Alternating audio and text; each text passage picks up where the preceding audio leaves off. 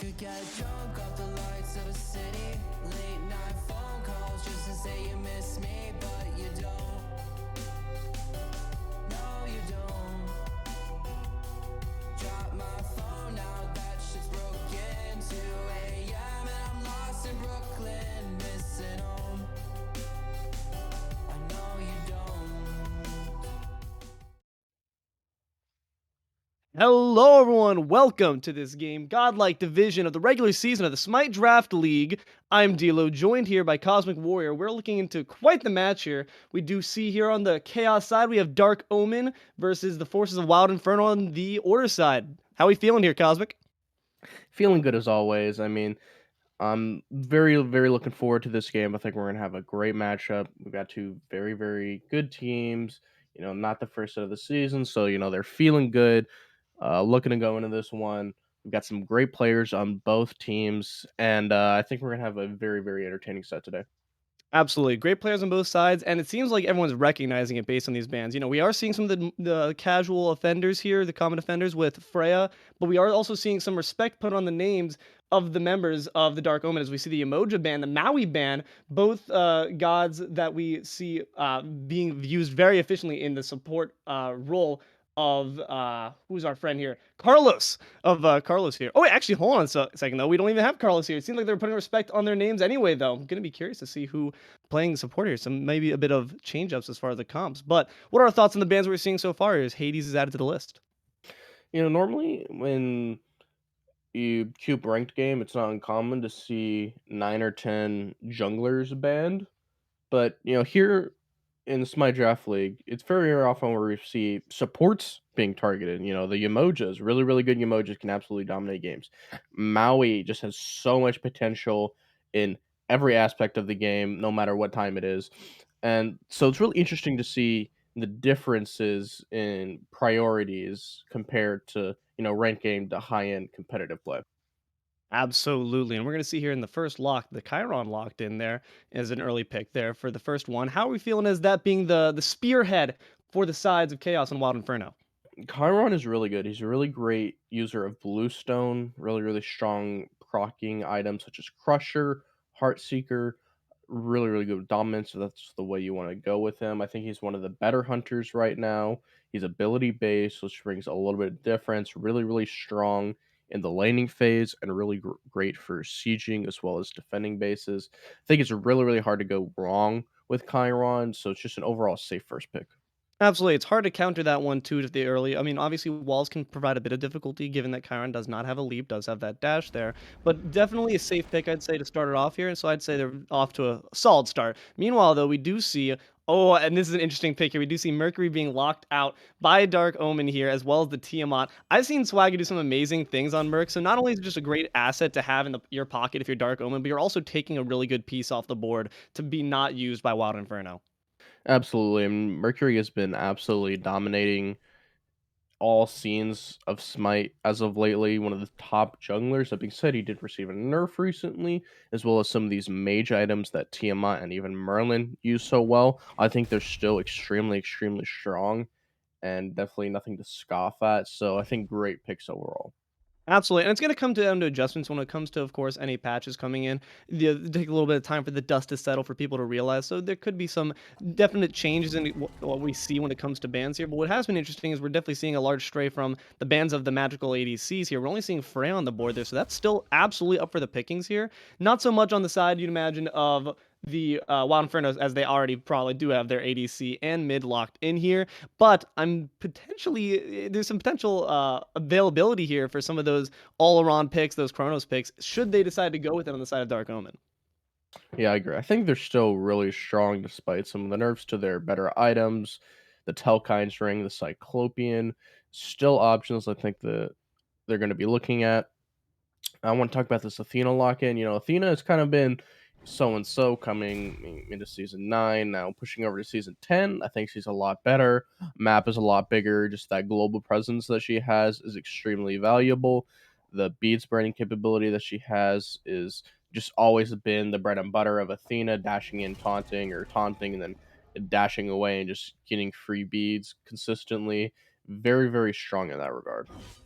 Honestly, someone who I'd love to see just because we've seen it being banned out when Tyraumatized takes the field because, it's their namesake. But Tyr could be an interesting pick here. A lot of CC can really like mess up a Mercury mid, like, they only need one punch. So just to stop them outright with the Fearless could be an interesting thing to see there. And also, I'd love the mobility there. Tyr, of course, able to really dive in and make the Defender of Olympus that much more potent. Not necessarily where the direction they might go, but I would love to see it personally. Yeah, definitely a possibility. I mean, Tyr's doing just fine in the solo lane. Not exceptional, but very, very solid. Hard to go wrong with someone who can just own the lane in phase so hard and really, really and transfer really well and just be an absolute menace at any stage of the game. Really, I just want to see people go with their namesakes. Honestly, that's what I'm all about. The thematic consistency here, Cosmic. And if your name Traumatized, like, come on now, you got to put it up there. But meanwhile, we are going to see here on the side of Chaos here, Dark Omen's going to lock in the Ishtar to be facing off against that Chiron. What's that matchup going to be looking like as we get into the stage of the laning phase? Ishtar, one thing that has made her so, so strong as a hunter, even into some magical ADCs, is just that she has such insane wave pressure. Her one with the lob autos is extremely, extremely hard to beat.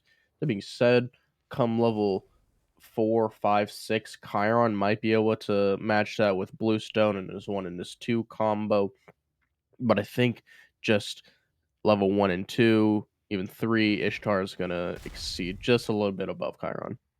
Absolutely, and we're going to see another person to be backing up that Ishtar there as we get to the later phases of the game that Akat's going to be locking in for right now. The Terra, nice big bruise, are going to hopefully be able to lock down players for the Mercury to set up for those big punches. We got a lot of scrapping going on here between the two fist fighters, so that's going to be interesting to see how that rounds out their build here. We're going to see that potential. We'd imagine maybe go to the support role, but potentially can operate in the solo lane as well. And if I am the members of Wild Inferno, what am I looking to do to counter this build? Oh, hold on a sec. Seems like they have the answer. Susano locked in with gusto there on the side of Wild Inferno.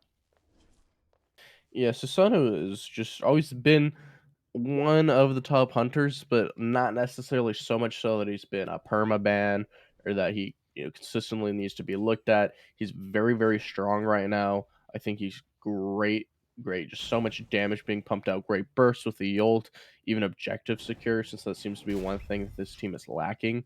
So I Mm-hmm. think Susano's a great all around pick in this slot right now. Adding on a bit of secure as well as the Odin being locked in there by Tyraumatized. That's going to, of course, the Bird Bomb getting a nice solid amount of burst there. But also what I'm seeing is can definitely do great at locking out some of these people. Right now we only see Tiamat being able to escape that. Ishtar as well as Terra and Mercury only being susceptible to their dashes, not going to get them out of the cage quite easily. Kokolin, though, going to try to maybe get another god in their pool that's able to more easily escape those rings of spears. So an interesting little counter there. Seeing how it works out here, I'm really looking forward to seeing the match between the two jungles. Both very mobile, both going to try to make a lot of action happen early because just knowing the aggressive playstyles of both of these players here, they're both going to try to bring that late game where they can really lay on the hurt as early as possible. So I'm looking forward to seeing the early aggression from them. But that's all speculation. To show what's going to happen, we're going to have to get into the game. And to do that, you guys cannot go anywhere. We'll be right on back with the gameplay.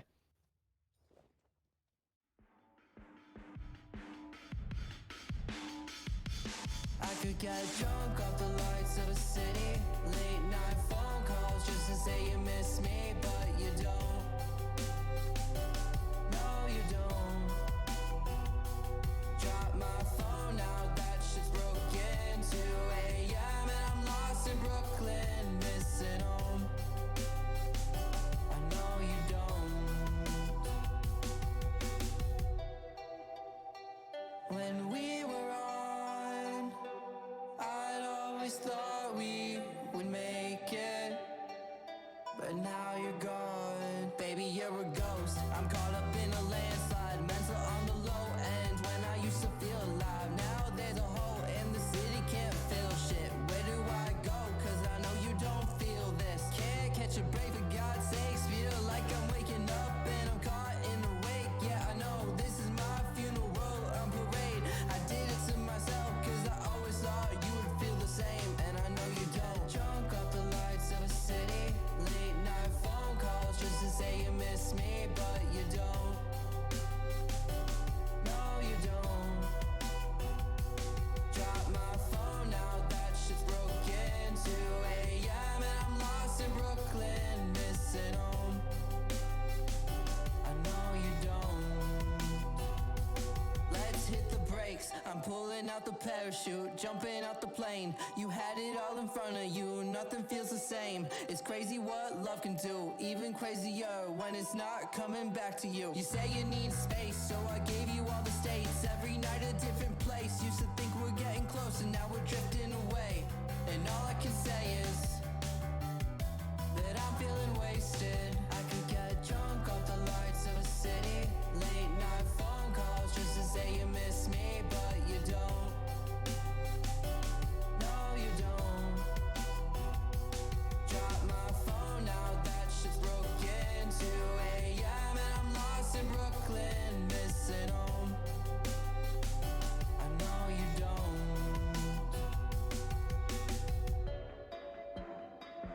When we were wrong, I always thought we. Welcome back, everyone. Thanks for sticking with us. We're back here with this godlike division game of the Smite Draft League regular season. Wild Inferno on the side of Order versus the Dark Omen on the side of Chaos. I'm Deelo, joined once again by Cosmic Warrior. Cosmic, just looking at how we got the comps to stack up here, just preliminary glance at both of them. How are we feeling the advantage swings into?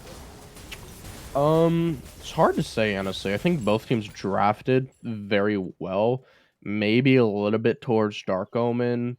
I think Mercury is a little bit better than Susano. Maybe I'm wrong. I haven't been able to have a good judgment ever since the recent patch came in. That being said, I think Merlin is a little bit better than Tiamat, but Tiamat's still extremely, extremely good. So definitely going to be one to see. It's hard to just say immediately right off the bat as we see damage and pressure being afforded on the side of Inferno. Akat drops down to about half HP. Digits and Fragnick taking a little bit of damage to themselves, losing the wave clear, as I had said would happen in the draft. But certainly some potential here for some big damage, big taunt right there. I'm not going to quite get much off it, but absolutely, yeah, these comps are definitely balanced. That there's no real indication. I think you're right that even the players, I'm sure, it's a bit of a litmus test for them as well to see, okay, how hard were these gods hit by these item nerfs, these god nerfs and buffs and such. So maybe Ratmilk himself doing a little bit of experimentation, but Mercury by no means is a slouch when it comes to damage, even with the hits that's been taken to character here. Meanwhile, the mid lane we're seeing here, a lot of initiation here, but big amount of damage. Blizzard will be dropped onto the members of Wild Inferno, but it seems like they're going to be doing just fine. Sorry, onto the members of Dark Omen. And a lot of more damage will pop in. It looks like there might be first blood on the table here, and Power is in fact going to deliver to it. Swagga gonna pick up that kill, and that's exactly where you want to see that going here right now. Ratmilk trapped under tower, just has to watch as they hip hop their way on out. It looked like Ratmilk was just like sitting in that blizzard, and I thought surely this guy was going to take enough damage and would likely be the one who dies, but no, it's Power who drops first, gets the first blood for Inferno. Definitely I'd love to see the early engagements and early kills coming through. That's why I was confused whose team the Blizzard was on, because he was just sitting there. I was like, all right, I guess he's like cold weather. He's, he's feeling himself in there. All right, but unfortunately, not even going to cost his life, but going to cost his teammates there.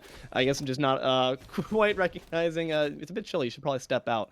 But meanwhile here, we're seeing another gank. In retaliation, Swagga going to try to make something happen here, wrapping around the backside. Decent amount of damage done to the members of Dark Omen right now, so they're looking to be quite a bit of trouble right now as the carry. Ishtar being looked at. Tanktopss going to have to retreat on back. Dash onto them. That's not enough damage, but that is going to be Nick going to supply, and the carry of Dark Omen is going to be swept up. Another kill in the pockets of Wild Inferno. Yeah, this has just been kind of like the staple of jungling in Season 10. It's just these early dual lane gigs. They're so hard to deal with. Chances are, if they're not spotted instantly or called out immediately, then you're going to die to them, and it's so hard to punish. And look, they're even going for more. Akat dropping so low. I've been in a lot of trouble right now. The arrow's going to get Swagga locked into place, but he's once again just happy as a clam to just take this purple buff. And if you want to fight over it, Tanktopss, we can certainly scrap. It seems that 3 members, this could be a bit risky right now, but going to actually be able to drop it. The steal is good there from Wild Inferno, just lengthening this early lead. It seems like a lot of pressure being supplied onto this dual lane side for Dark Omen. And this is the approach that I wish more of my junglers in ranked were taking. They're seeing that Inferno is spending a lot of time in the left lane, focusing their efforts there, invading the purple, and so he just decides to invade the other side of the jungle since he can get away with it. Ratmilk beautifully displaying his game knowledge and his game sense, going for that speed buff invade. very, very well displayed. That being said, just because Season 10, Swagga can just go grab his other speed buff. So it's a little bit less impactful, but you're getting a little bit of far for yourself, denying a little bit of XP. So you see Swagga trying to go take a speed buff. It's going to be sorely disappointed. It seems to be the case, and he's gonna take his anger out on that harpy over there. Just give it a little smack with the sword. But yeah, absolutely. It's good awareness there from Ratmilk, but also great awareness from Swagga to be using Susano this early. I mean, the level 5 is where Mercury can really start to pull off those great ganks with the ult there. So Swagga making sure to put on the pressure early before Ratmilk can hit that key turning point and bring on those big global ult ganks of his own is very wise, because now he's gonna have to be putting on a bit of a back foot here. And of course, Susano no slouch at all either once his ult comes on. Like, that Typhoon can be big, but certainly in these early stages, it's very wise for Swagga to apply that pressure just like that. Yeah, one thing to be mentioned about just like how inherently different Mercury and Susano are. We see Susano immediately going for Jotuns, whereas Mercury needs to go for that Golden Blade just for a little bit more movement speed, a little bit of farm capabilities. But Swagga now has 20% CDR, so anytime he ults, it's going to be on a lot shorter of a cooldown than Mercury's ult. And so I think Swagga's just going to have a little bit more early pressure, and I think he really, really needs to utilize that just to get ahead of Ratmilk. And we see him doing such a thing as Tanktopss being absolutely shredded. Digits finishes him off, though, with the Defender of Olympus. Beautifully, beautifully displayed. Didn't even have to use the ult. I mean, Tanktopss was just exploded, gone so quickly, and there's just so much damage coming from Susano, coming from that blue stone. I mean, beautifully played, but Zoats under attack here, having to use the beads. Oh, Tiamat from over the wall. Ooh, Be able to seemingly actually escape out and take a tower shot as power. The Typhoon doing quite a bit of damage. Merkle expended as well. It seems like both mid laners will escape, but Swagga won't. Ratmilk is here for vengeance for his fallen comrades. A lot of damage still being supplied on the Digits right now, but given the tankiness of Athena, going to be able to dash on under there just fine. Seems like the members of Wild Inferno are considering a chase, but given their numbers disadvantage, might not want to take that one up there. Going to grab that red buff, though, for Zoats there. Surprised both mid laners were the ones able to escape, and in fact, the jungler of Wild Inferno is going to be the one to fall, putting the first kill on for Dark Omen.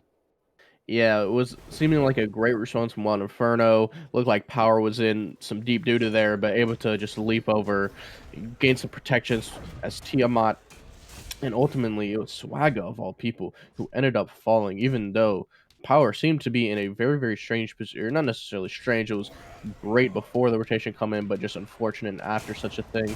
And yeah, just well played by Dark Omen. We saw a great use of the Sonic Boom there by Ratmilk, and ultimately Dark Omen are happy about that one, trying to swing things in their favor.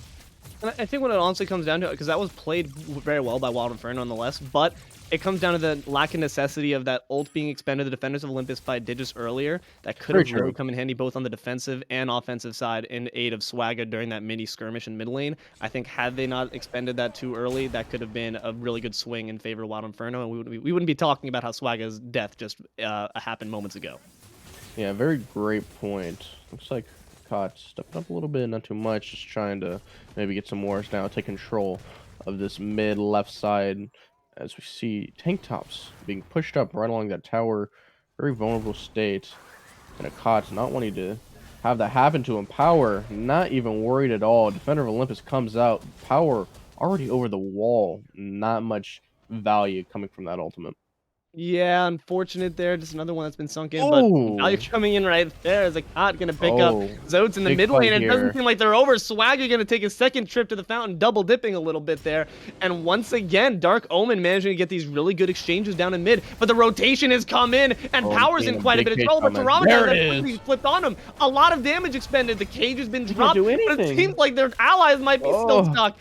Digits is going to fall as well, and that is going to make it 3 members down there in that exchange on the side of Wild Inferno. Dark Omen now swinging things back onto their side when it looks so good. Tyraumatized not out of the woods quite yet, but now he is going to jump right back into mid lane. Dark Omen taking their pick of what's in the jungle right now and are going to walk away quite happy with how that all went. Surely, I mean, that Tyraumatized, that rotation would have been really, really good if perhaps Zoats was alive. I mean, Merlin would have done absolutely numbers to all those members trapped in that cage. Power was trapped in, not on very high HP, but there's just really nothing those two of those tanks could do. But Swagga could do something, forcing the ult out of Tanktopss on Fragnick. Oh my goodness, that was an impressive little shot. Finishes I believe was it the 2 there? No, that was the no, that was his ult.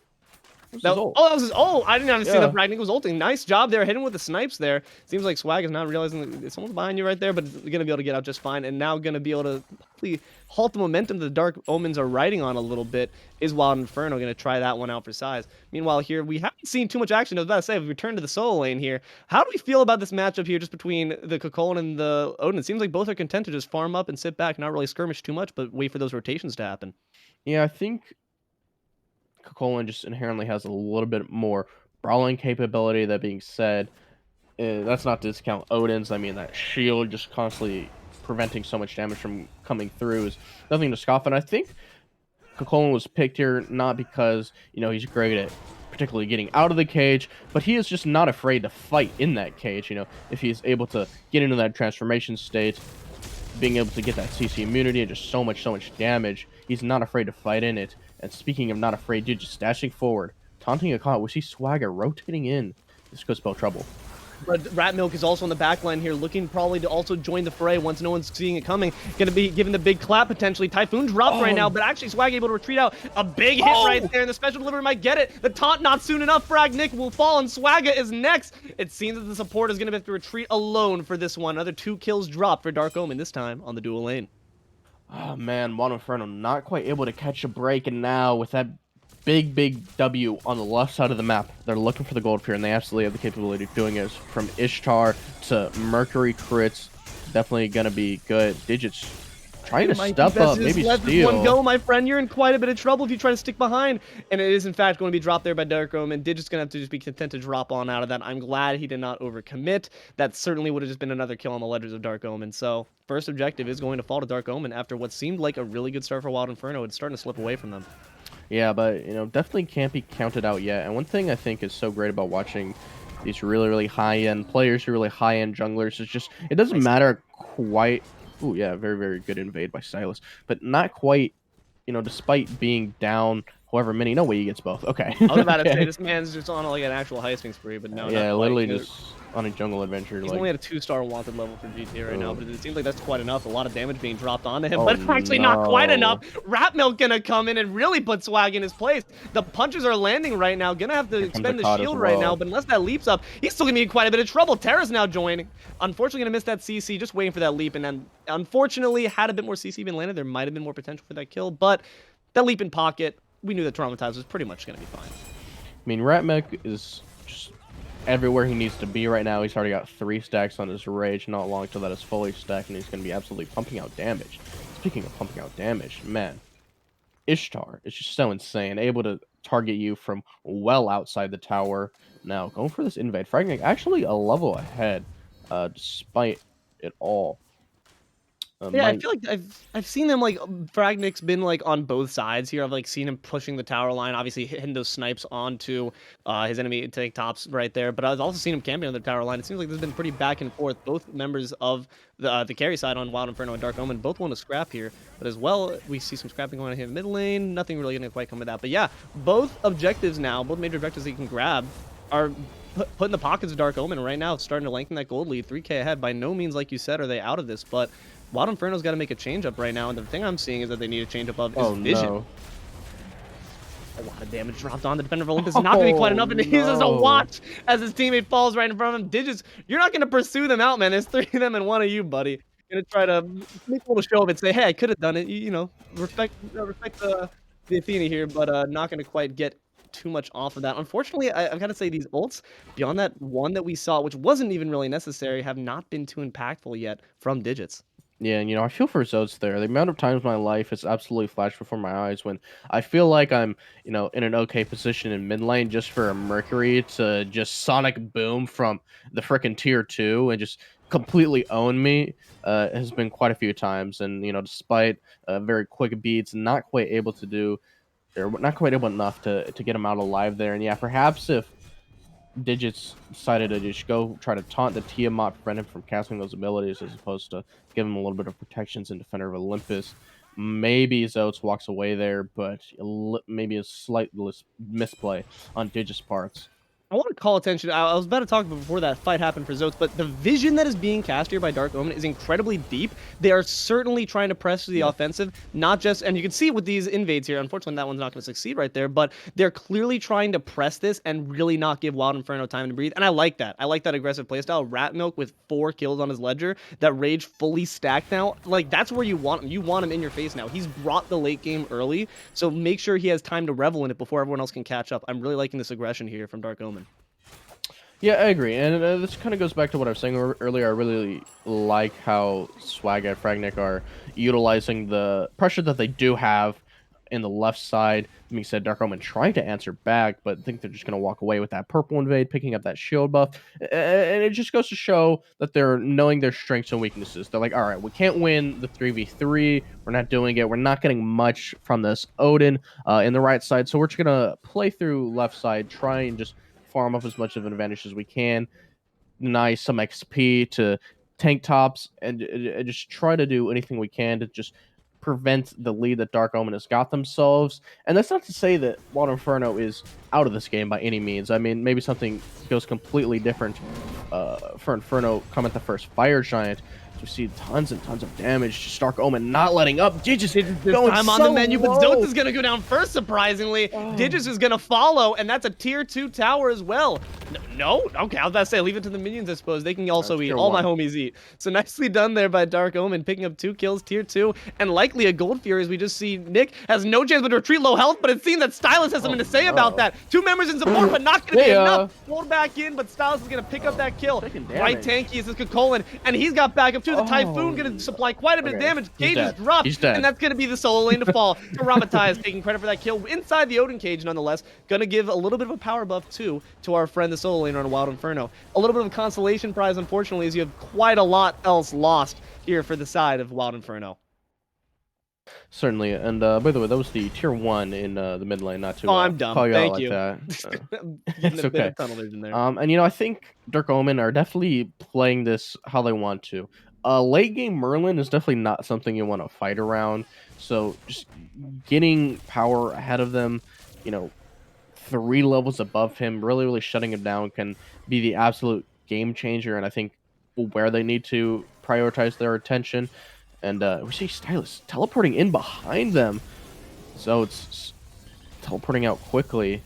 See a little bit of poke damage. Yeah, not really going to quite get much here. STAILUS is pretty tanky. They did take quite a bit of focus to get him down. I mean, they succeeded, of course, but they had the cage dropped on him, and they had a lot of effort on Tyraumatized looking to be in quite a bit of trouble right now. Ruination doing quite a bit of damage, and Tanktopss is looking to pursue. STAILUS going to get the revenge onto Tyraumatized. They're just going to have to flee out there, just not going to be able to quite do too much. And I'm a bit worried for Swagga right now. Not something to realize the position he's in. Okay, he's going to be able to recall out. Fire Giant going to be picked up now, it seems, or at least started up by Dark Omen. No members right now. Everyone of Wild Inferno is back except for Nick, and Nick's not gonna be able to do anything about this. It seems like a lack of vision has once again really come back to bite Wild Inferno. This Fire Giant's gonna be picked up for free. That's unfortunate, man. I can't help but feel like Dark Omen getting the Fire Giant and nothing else is kind of the best world for Wild Inferno. There's no universe where they can really step up and try to contest that. I think if they do, they just lose 3 or more members and lose the Fire Giant. So either they intentionally decided to give up the Fire Giant knowing that they're going for it, or it was just better that they didn't know about it and then try to step up. I think maybe if they did, perhaps Fragnick goes for a little bit more farm, just knowing that they're all on the right side of the map, potentially getting down that tier 1, getting those bastions, just extending the bit of the lead that he has on a Tanktopss. I'm seeing 3 level difference right now. Yes, you might be right. This might be the best timeline decision here, where only time will tell with all having Fire Giant. But wait, it seems that Ratmilk's looking to change. That Defender's Zone is going to come out. The beads already expended. It seems that once again, once the beads were expended, just might not have been a necessary move there. But yes, if the damage numbers don't say it on the board right now, but Nick is absolutely, I feel like, the last bastion of hope right now at the moment of Wild Inferno. That's the guy you want to look to once he makes those rotations over. 2-level lead over the Ishtar, and that's only going to lengthen, I'd imagine. I'd bet it's like probably 2.5 closer to. And also just really doing a solid job as far as keeping himself safe. Chiron, of course, going to be able to do that a bit easier, but the snipes that have been provided by Nick have also been very crucial for the engagements we've seen on the dual lane side.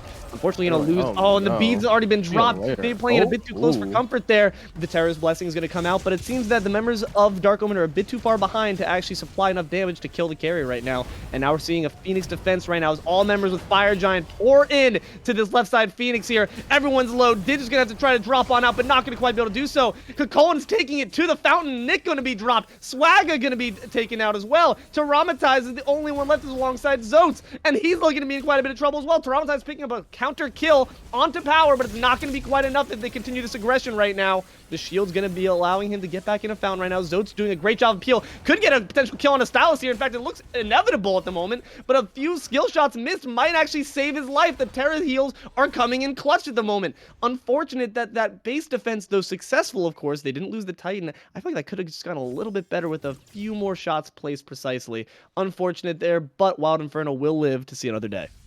You know, if there's one thing that I would look at Wild Inferno's comp and think that they are very capable of, and that is defending sieges. But that was just such... it was such a fast Phoenix siege. I mean, like, half of Wild Inferno's team just wasn't even under Phoenix to start. They kind of wrapped around the side there, not really expecting them to full commit to the Phoenix siege. Centaurus came out early, so lacking a lot of damage there. And I mean, just so much forward pressure coming out of STAILUS and akat on Terra that Wild Inferno just couldn't do anything. I mean, Fragnick died very, very quickly. Just Zoats is just so far behind now that he's not really able to get into a good position, and just positioning is so key on Merlin. I mean, you can sit so far back and still be in a great position. In fact, this position you want to be in, but just doesn't matter because of how hard they're diving him. Mm-hmm. That I mean, just Dark Omen just are not really caring. They're just putting on an absolute spectacle right now with that Phoenix Siege. I mean, that was crazy. And I think it was really key, like you said, Nick dying early. We're literally just talking about how that's the guy. Like, and if you're losing Yeah. the guy that early, you're gonna be left with benchwarmers right there. But no, Wild Inferno definitely did their darndest to make sure they came out of that alive. They did that. Credit to them. But just unfortunately losing a bit more than I think they could afford to. And I think also another key part of it, Digis was doing really good with tanking and spaking at the beginning, but now 5 levels behind. You're seeing that on the flip side here, we do see akat already having that tier 3 of that item locked in there, and that build is not big looking cage. up. Hold on, big cage right there. This could be the comeback they needed. Swagga gonna pick up one. Zoats gonna drop Tanktopss, and the offensive is looking to get Power next. And it seems that we're blinking on in here with a big Colonel gonna knock back, fly back. Ruination gonna get the stun on the Tyraumatized. Gonna have to look to switch attention on the STAILUS, but he's got his attention on Digits. This is quite a bit of trouble for the support. Digits gonna fall right now, and STAILUS looking at full health. Tyraumatized knows he cannot contest that right now, even with Nick on his side. That's looking to be a risky endeavor, but STAILUS looking to make it still a problem for him. Gonna shoulder bash his way through the tower, and it's quite low. That's not gonna be defending you right now. Gonna continue that offensive, get a structure to your name, and back on out of there. Pretty happy right there. The members of Dark Omen are not letting this stop, but still losing too. Definitely a good fight there for Inferno to put themselves back on the map, but still not at the cost of nothing there. They're still feeling like they're on the back foot, a bit skittish at the moment. I mean, for sure. I mean, that was looking like an absolute turnaround from Wild Inferno. It looks like they were about to kill 3. They killed Ratmilk and Tanktopss, and power was really low. Potentially could have turned into a Fire Giant and has just recently respawned. But STAILUS said, no. That's not happening. I am unkillable. I'm going to come in. I'm going to absolutely annihilate you. Hold on. I just realized something. STAILUS built Sphinx Bobble. He built a Sphinx Bobble. I haven't seen that item since... Oh, shoot. Dude, he's looking 9. to be constantly expending abilities. I mean, he's been doing it to great effect, though. And it seems that Tyraumatized is going to have to recognize because he's going to get dropped instantly by Ratmilk with the ults there. Cage expended, not going to do too much in favor of the Wild Inferno as they all are in full-scale retreat. Digits drop quickly. The front line has been decimated for the members of Wild Inferno as they're all just looking to get back under the Phoenix for dear life. That is a sorry sight to see, unfortunately, if you're a Wild Inferno fan. And the Fire Giant, once again, going to be looked at with really no hopes to contest if you are Wild Inferno. Yeah, absolutely not. Maybe we've gotten a little overreacting about that Sphinx Ball, but that's just not an item we've seen anybody build ever since they changed it up a little bit. Like middle of the end of Season 9, I want to say, not quite the very end of it, because it was definitely out of the meta for quite some time before Season 10. But I mean, yeah, this guy's just in. He's going to be completely unkillable, has so much protections from Cloak, great sustainability from Soul Eater, and of course the starter item. And then he's just gonna cast abilities on you. He's just gonna cast the abilities with 50% cooldown reduction. I don't even think he's hitting it. You got 10% from Soul Eater, and He another just wanted it. 10% He just from wanted it to Sphinx his name. Ball. He's trying to pad his stats right now, man. Let the man live. Nah, I mean, hey, you can't fix what's not Okay, broken okay, right now. 30%. He's He's got he's doing a 30%. solid job with it. Yeah, definitely picking up quite a bit of cooldown. Looking to be just maybe an ult bot, put out that CC, also put out the mobility. Definitely useful to have that leap on standby when the Odin Cage can be dropped due to a moment's notice. But the Odin Cage not been too impactful in these past couple engagements, sadly, for Tyraumatized. Though he's still doing his darndest to make sure that there's at least some amount of lockdown. If I'm members of Wild Inferno, I'm honestly I'm ignoring STAILUS. Like I'm trying to get past all the CC he's dishing out because he's going to require a lot of focus. I'm looking to dive onto the squishier members, Tanktopss, and Power to make sure they're eliminated from the fight first. Yeah, that's the ideal world, but it's just so hard to. So not only is he very, very strong, he finishes up, picks up that sigil of the old guard, but he also does damage, man. It's hard to ignore. If Cocolin's just in your face, pushing you around, make you messed up, you're gonna end up like Swagga there and just Yeah, get completely owned. they had the idea. It was literally no. You both of our ideas came to fruition where they try to dive onto Power. The Typhoon came out with a lot of damage, but then of course STAILUS just came in and said, negated that one. So unfortunate there. Gonna be seeing a siege on all three sides. Your Phoenix is dropped, Digit's gone right now, and that's with Swagga as well out of the picture right now. This is looking to be quite a sorry state here for the members of Wild Inferno. Gonna retreat on full. Zoats gonna get that Aegis, gonna survive this one. It seems that 3 members versus 5, pretty low health. The Titan's not going to fall today, but they're leaving it with a threat as fire minions pour in from every single side. Yeah, 3 birds down for Wild Inferno, and yeah, it's not looking great for them.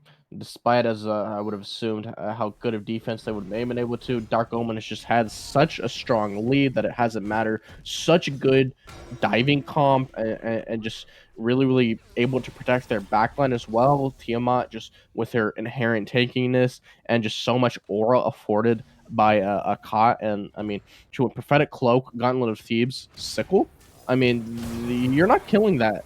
You're not killing that Tiamat if she's in ground stance sitting next to that next to Terra. I mean, it's just not happening. She's gonna have so much aura protections alone that it's gonna be just as tanky as freaking Tyraumatized. I mean, just really we see a big difference in itemization. So we saw Athena immediately going for that Stone of Binding. I feel like if there's one god you are gonna rush Stone of Binding on, and it is Athena, but I mean it's just going to be so much more protections to start Dark Omen, and I think that might be a little bit why they just have been losing so many of these fights. When you're level 13 up against the level 20s, it's still going to be hard Oh, that's even with big those items damage. in your pocket. Definitely a big deficit to make up for. The Cage going to be dropping, no follow-up really. Looking to lock down Power, but realizing that the follow-up is just not there. Going to retreat on back are the members of Wild Inferno, traded back in for their health. As well as the Titans still sitting healthy right now, but all the members right now of Dark Omen are content to just sit around, regen up a little bit. Terra heals are going to be very useful for that, of course. And they're going to be okay. And hold on, I just realized, not really. Oh, no, hold on. I was going to say, Divine Ruin not being procced up, but they do have it, in fact. So they're going to try to negate that factor. But right now, Terra's Blessing coming in. They're looking to make this one a big push for the end here. Digit's going to actually get a decent amount of health regen back there, right? So going to be able to retreat back to Fountain. Swagga going to turn it around to Tanktopss, but still going to be in a bit of danger. Going to try to loop back out and distract the members of Dark Omen away. And it seems to be working as Power's in hot pursuit. The Titan once again survives, and the Defenders of Olympus is in. They are in chase right now, trying to ensure that no member of Dark Omen can stand to threaten their Titan again. Ratmilk gonna pick up Swagga, though, gonna pay for that backline dive onto Tanktopss. And once again, the fight is on. Tyraumatized is gonna be dropped. The Cage is gonna be dropped, it seems. First, though, maybe he actually might get away. No, not quite, though. Power gonna take out Digits, and Zoats is looking to be quite a bit of trouble right now. The snipes are coming in, but no one's quite in range, it seems. Stop them, the carry's walking towards them, he says. I want you to hit me. Hit me! He's gonna get dropped seemingly moments away right now, but hold on, low health is Power, and it seems that Nick is trying to do what he can with the rest of his life, but that's not going to be quite long enough. Style is very low, though. You can't be taking that, my friend. The fire minions will, in fact, and that is going to be a win in the pocket of Dark Omen to start this one off there. Nicely done. Gonna take a little dip in the fountain. He was feeling a bit hot. He wanted to cool off. Yeah. That's going to be a win there on the side of Chaos for Dark Omen. We will see you momentarily at the desk to talk about the wrap-up.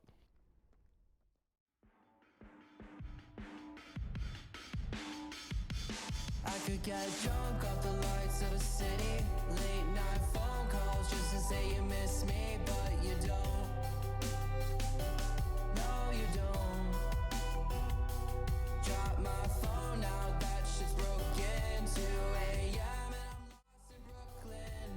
Hello, everyone. If you've been with us this entire time, you just saw Dark Omen in a pretty convincing victory take that one over Wild Inferno game 1. Cosmic, my man, what are we thinking as we look into the wrap up? It felt like for the first 5 minutes, Juan Inferno was looking really, really solid. And then every single minute after that, Dark Omen looked absolutely unstoppable.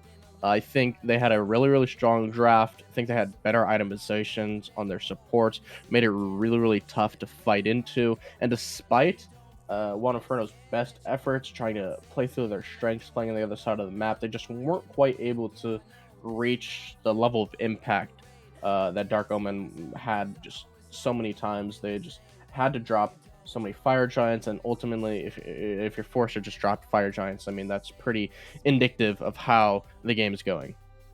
Yeah, absolutely. You know what's indicative? I'm gonna keep saying this because I was talking about during the game, dude.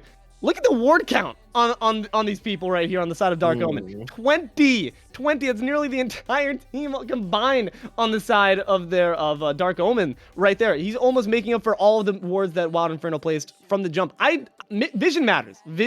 Obviously, it's not a direct correlation. You're not going to be winning if you're purchasing 50 wards instead of items, but that stuff mattered, especially when you have two very mobile junglers. Because we started off, we saw Swagga really initiating with that pressure. Ratmilk brought that back, and I think that can be partly accredited to the lack of vision there on the side of Wild Inferno that allowed him to really just catch people by surprise. He didn't put up quite the damage numbers of STAILUS and Tanktopss, but he still made it quite impact. Only 1,000 below. 8 kills in his pocket, man.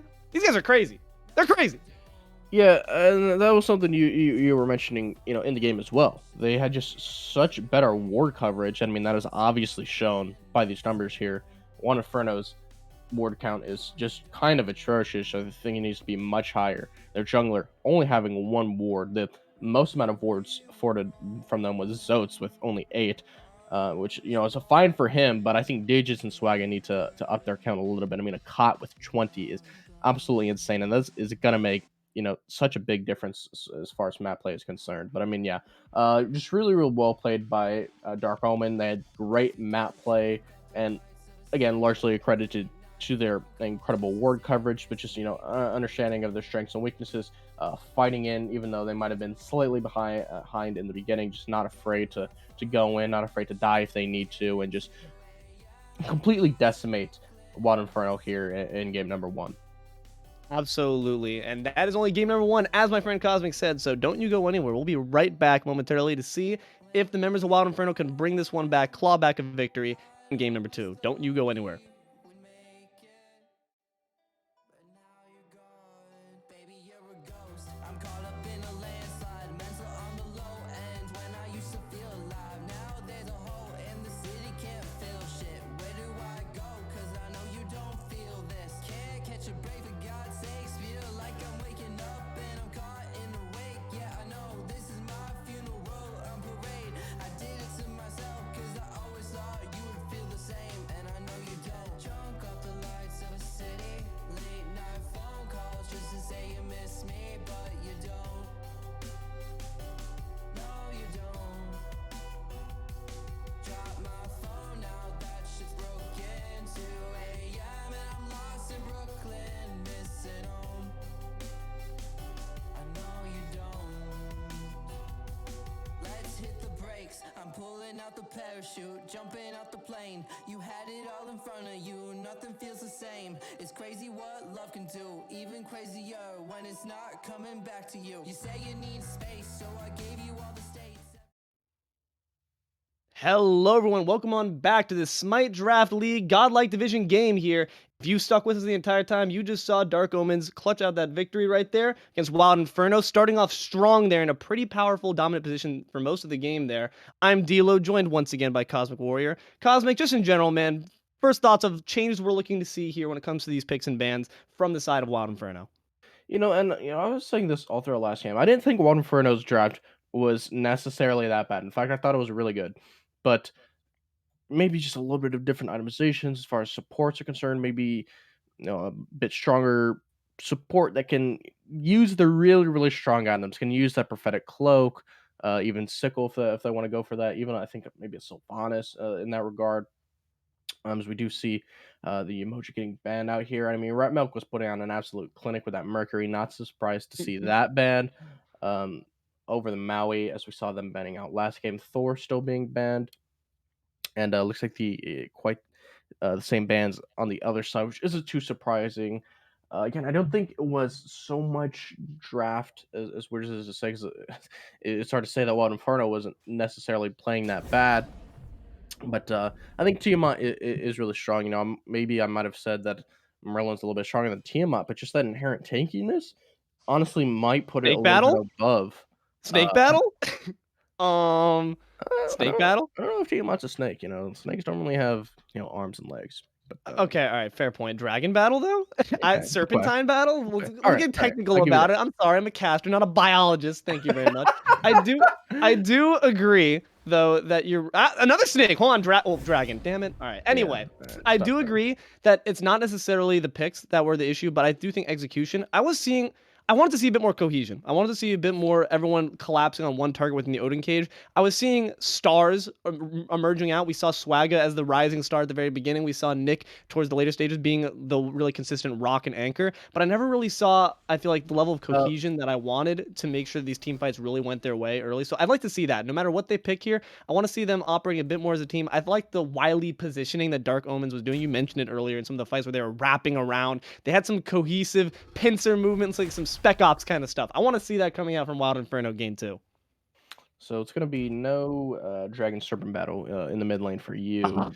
At Lame. least. We still have the Ao Kuang, which I want to talk about, has been completely dominant, an absolute permaban in any ranked game. You're going to see him banned by both teams in 99% of the games. So that's just because he has so much burst damage at all stages of the game. He is almost impossible to 1v1. He forces players to buy beads when they might not want to. Might force a solo laner to buy beads just because of the power of that execute, and even afterwards being able to reposition right back into a fight, dive members who might have previously been out. I mean, there's just not enough that I can say about Ao Kuang. He's such a strong pick.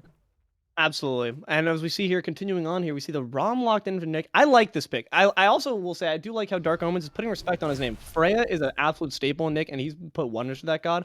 I think ROM I actually do like a bit better than Chiron just for that potential to really sweep up a team fight with those high damage autos. The ability-based hunters are nice and all, but like I said, you need to have that cohesive lockdown for that to really be put into great effect right here. Of course, Adaji could potentially do that, but I think there's a bit more potential for Nick to really shine on his own in that in those phases where it's just potential carry on carry solo action here. So I'm liking that pick there. We also see the Lancelot being locked in for Ratmilk. What are our thoughts on that change of pace? So I'm assuming that Lancelot is going to be in the solo lane. Obviously, Ao Kuang could be the one in the solo lane. I think Ao Kuang's just a little bit better than jungle.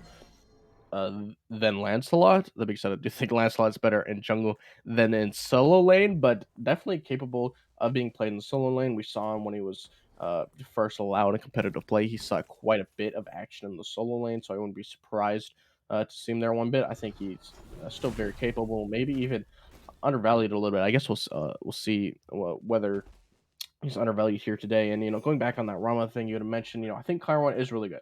I really do. But Rama's just better. Rama is arguably the best hunter. Maybe Ishtar might give him a run for his money, but with some recent nerfs to Ishtar, I think Rama stands out a little bit. Just really, really strong wave clear, incredible ultimate pressure, just damage from so far away. You don't really expect even potential of objective stealing. I mean, Rama's just all around great pick. I definitely agree with you on that one. And I agree with you as well that I would like to see the Lancelot in the solo. I've seen Ao Kuang solo. It can get the job done, but I feel like oftentimes Ao Kuang not obviously the most efficient when it comes to the laning phase right there. You're waiting for those rotations where it can be present, sneaking around, making some sneaky executions. But I feel like oftentimes Ao Kuang just does poorly enough in the laning phase that they're not even really able to have that impact that you want the Ao Kuang to have later. And we're seeing some other interesting picks here. Love the Ymir. I was looking to see the Geb, but they hovered over it. I thought that would be really smart to be able to cleanse some of those big CC combos, but gonna opt for the Atlas instead. And the Jormungandr, an interesting pick as well here. What are our thoughts as we just see the overall comps, Apollo being finalized here for Tanktopss? What are our thoughts as we just look at the preliminary picks here that we've had to round out each comp? Yorm is Yorm. He's still a guardian. He can still build that tablet of destinies, but I don't know. I've never been quite too thrilled to see a Yarmungandr picked in competitive play, but maybe Tyraumatized will prove me wrong and will absolutely run house on that Jormungandr. Overall, I think I just am tending to prefer Dark Omen's draft a little bit. But yeah, we'll definitely have to see what happens in game number 2 here. Are we going to see a complete 2-0, or will Wild Inferno come back and give us a game 3? I'm hoping for it. I always like to see a little Cinderella story action, but nothing can show until we get into the game, so let's get on there. Catch you in a bit.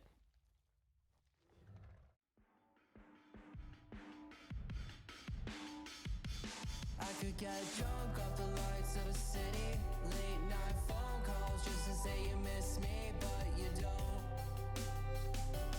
No, you don't. Drop my phone now, that shit's broken. 2 a.m. and I'm lost in Brooklyn, missing home. I know you don't.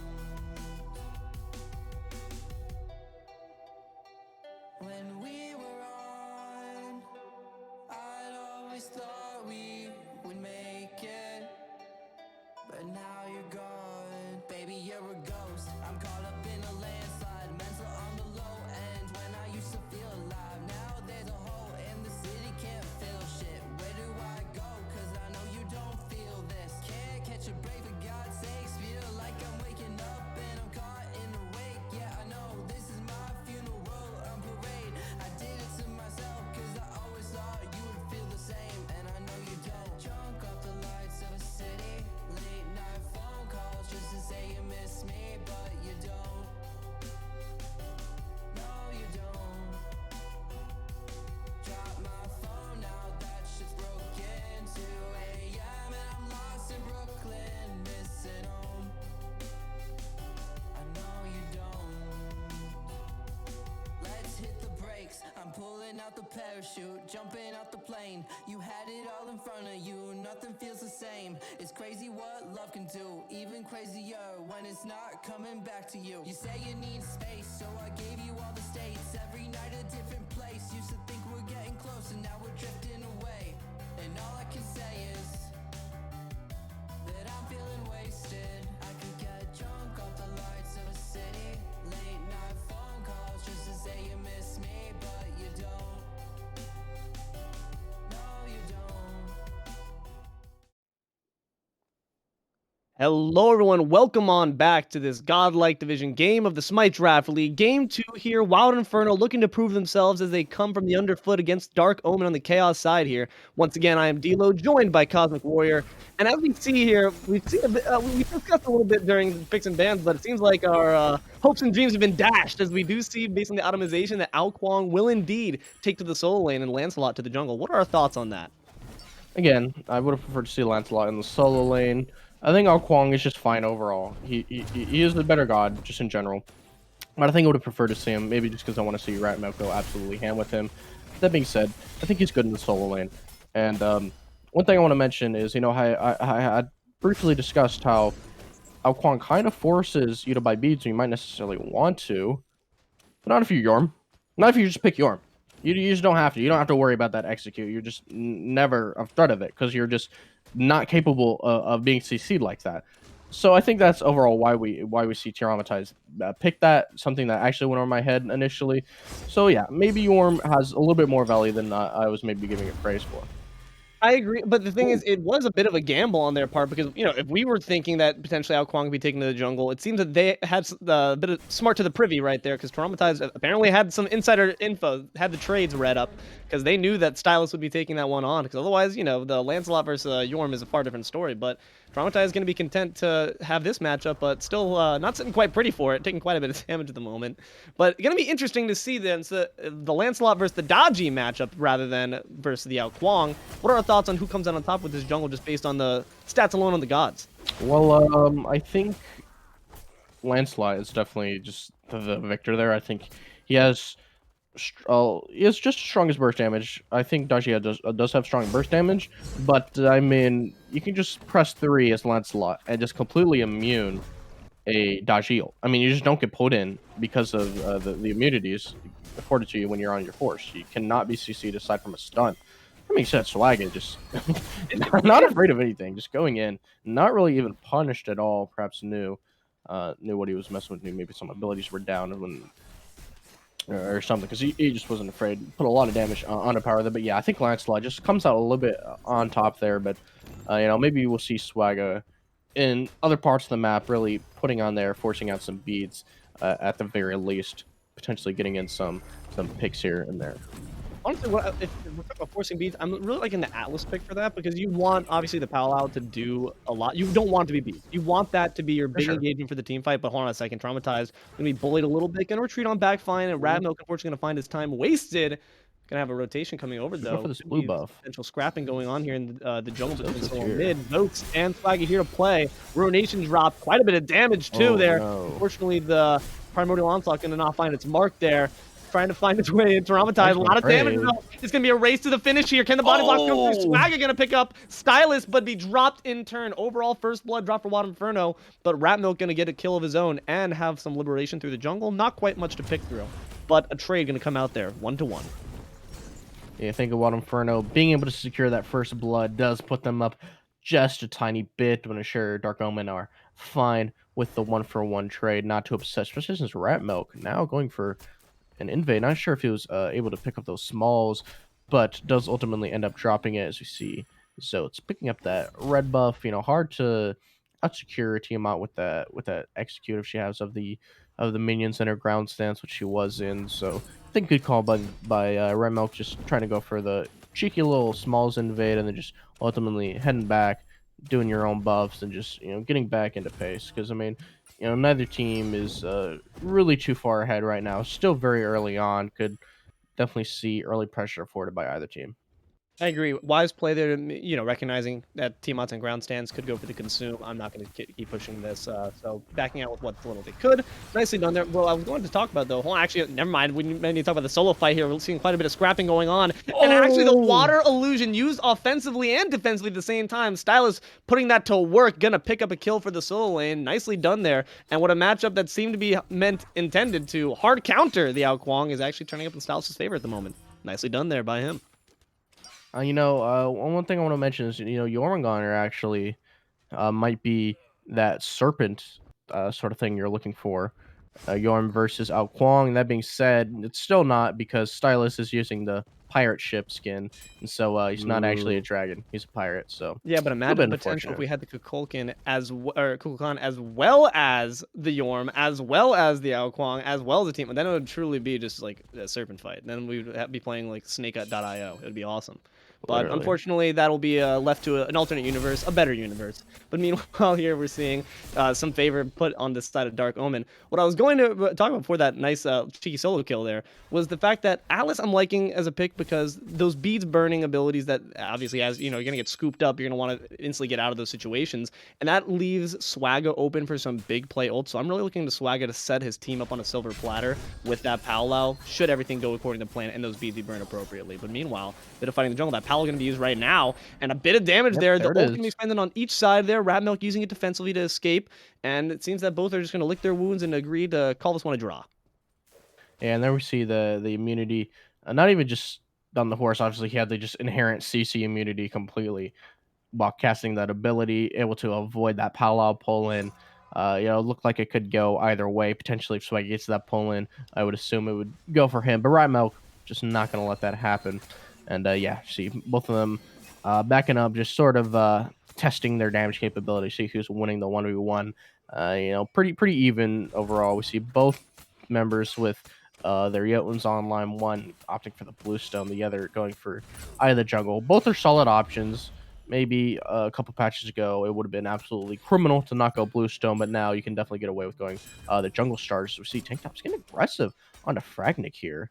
Yeah, Getting speaking of the 1v1, I was curious what your thoughts were on this Apollo versus Rama. Obviously, the Rama, like we've talked about, is the grand, outstanding classic. It's your hunter. Like, they're going to do damage. But the Apollo is an interesting choice, not one that I've seen too often as we get into these regular division games. What are your thoughts on the logic potentially that Tanktopss has behind this pick?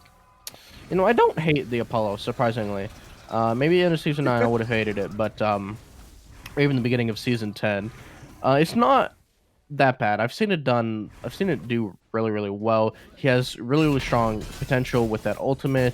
And again, something I mentioned when Athena was locked in, just global ultimate's got a bit of a buff with just how big these maps is. He's going to be able to just Absolutely. farm up and just rotate in whenever he wants. That being said, with Transcendence not being meta so much, he's not going to be able to go quite as far. We see Swagga proving out the damage. STAILUS isn't A lot of damage afraid. dropped in turn right now. Into execute range, Yorm gonna have to use the World Serpent to try to secure what he can for his teammate, but it doesn't seem like he's gonna be able to. And now STAILUS is gonna be able to actually sneak by and get the kill. Tyraumatized is gonna follow up, but not without losing a jungler in turn. Oh, that was so close.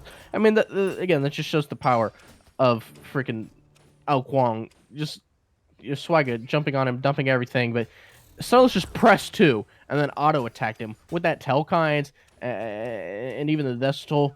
Just you're not winning that. He had to immediately go into the ult the second he fell under that threshold. Otherwise, he's just dead and he loses instantly. Unfortunately, Tyraumatized not quite able to do enough to kill STAILUS before he came off his powwow when he falls, and that's just very sad if you're a Wild Inferno fan. I'm liking this though from the Ao Kwang. I'm liking STAILUS because like I said, an Ao Kwang in the solo, we both discussed it. It's not the best. At least we doubt it. We had doubts. We were haters, but making it work. And at this rate, if STAILUS can keep this up, I don't have any doubts that STAILUS is gonna have a big impact when it comes to those rotations when it comes to the 5v5 here.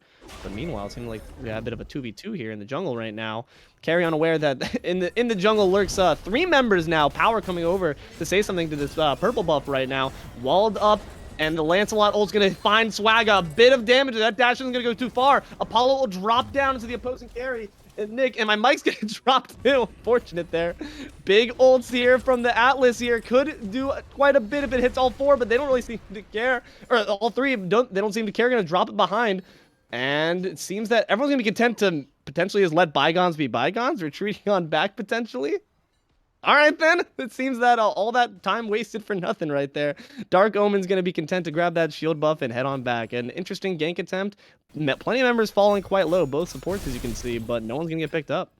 Yeah, that was looking very dicey at some points there for Wild Inferno, but Dark Omen just not quite able to commit to the full dive, as I think Ditch is doing a decent job of peeling for his team. They're just all safe one of that tower. Caught at some point, tried to walk under, but just took a lot of damage early on. You don't have so many protections, not that many stacks on the cloak, so he just wasn't able to do too much. Ultimately, Dark Omen take their leave. I think they got the purple invade, but other than that, yeah, maybe a bit of waste of time for Dark Omen. That being said, I mean, 3 members of Wild Inferno were stuck under tower, not doing anything themselves.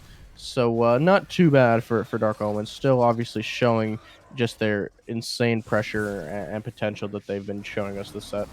And speaking of pressure, I'm going to put attention to it again, man. Ward coverage. It seems that Dark Omen looking to repeat the pattern there, and unfortunately, Wild Inferno playing into it as well. No ward coverage, seeing a one there, actually a couple there on the side of the dual lane, but right now, overall, the vision's certainly being dominated by Dark Omen, and it's you gotta be keeping up on the up and up. We do even see a sentry, but hold on, a lot of damage. Gamma Ray dropped, Lancelot will drop, Zoats dropped because of it, and power's gonna be quite low. They could have turned the attention to him, but you're an Atlas, my friend, not gonna quite have the damage for that. Just really stalling around for time for Swagga to get here, but can Swagga have the impact necessary to do something? Gonna try to dive in, but for power, gonna be able to dive out? No, the dash on, but now with no escape right now, it's looking quite troublesome. The power is extended, and it seems that we don't have too much mana though on the side. Yeah. And he's Ratmilk, and Ratmilk's gonna be taken out. Rama will picked up. Swagga gonna be falling down. Nick is here now, but Nick is a bit too late, it seems, to really do too much. 2 for 2 right there in that fight. And it seems that once again, we're just going to resume the farming. Interesting. We've seen pretty even exchanges here. Really no swing in either direction at the moment. That's the kind of fight we like to see. Wild Inferno definitely making sure that they're at least keeping a decent amount of pressure on here. As you can see, very negligible gold and XP differences here. But it seems that Tanktopss going to try to keep Nick down. Tanktopps been really applying this pressure here, keeping Nick under tower line and keeping him honest for nearly the entire game so far in this laning phase. Yeah, this is not really how you expect an Apollo Rama lane to go. You expect Rama to be the one just owning wave pressure, but Tanktopss maybe overstaying his welcome. So we see Digits rotating in, but a very well timed sleep there, getting him out, but maybe a little bit of overzealous staying here. The Cot trying to help him in. Good shell Shards of Ice gonna Oh, drop and not quite get too oh much my there. god, Digits he looking to healed be in so quite a bit of much. trouble. Your carry's abandoned you, my friend. The Gamma Ray looking once again for Swagga to back him up, and it's gonna succeed. Gamma Ray's not gonna find anyone. Actually, maybe find the mirror. I'm not even sure, but that's not gonna be doing anything right there.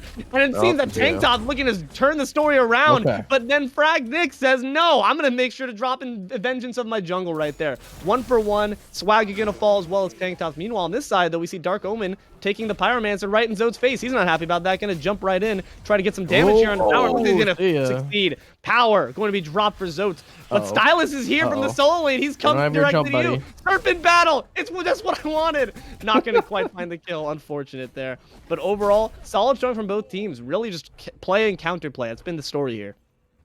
Yeah, absolutely. That was a very strange skirmish, it seemed, on the left side. Ultimately, finally, after what seemed like a few minutes of just back and forth, two members of either or one member of either team rather, finally falls. Dark Omen decided to go for that Pyromancer. Great answer back by Zoats there, killing Power. And it really seems like in this Tiamat versus Merlin matchup, Tiamat is seemingly coming out on top. I think just a little bit more, just capability, a little bit more movement, not afraid to dive in just with your inherent tankiness. And yeah, it just seems like either member, like last game, it was Zoats on Merlin and Power on the Tiamat, and Tiamat has just been on top, I think, both times, which is Absolutely. definitely And interesting.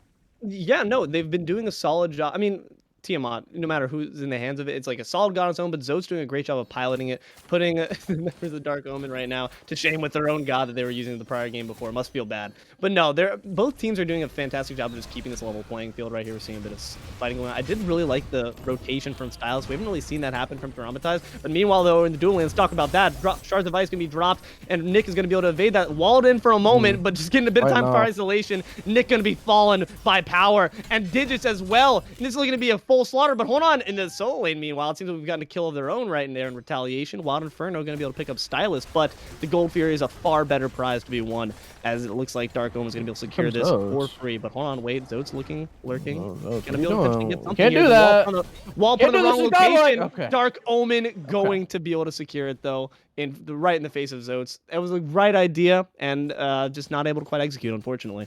Going to be a big swing in favor of Dark Omen. Yeah, very close. Honestly, I think Dark Omen did a good job of trying just pulling that as far away from Zoats as possible. Literally just going to the opposite side of the arena, even dropping the aggro when he tried to get that primordial onslaught on it. Really, really well played by Dark Omen. I mean, they're just not making very many mistakes overall in this game. They've just been playing objectives very strong, minimizing the loss and risks of it, and just really, really great rotations. I mean, it was a 4-man rotation onto this dual lane.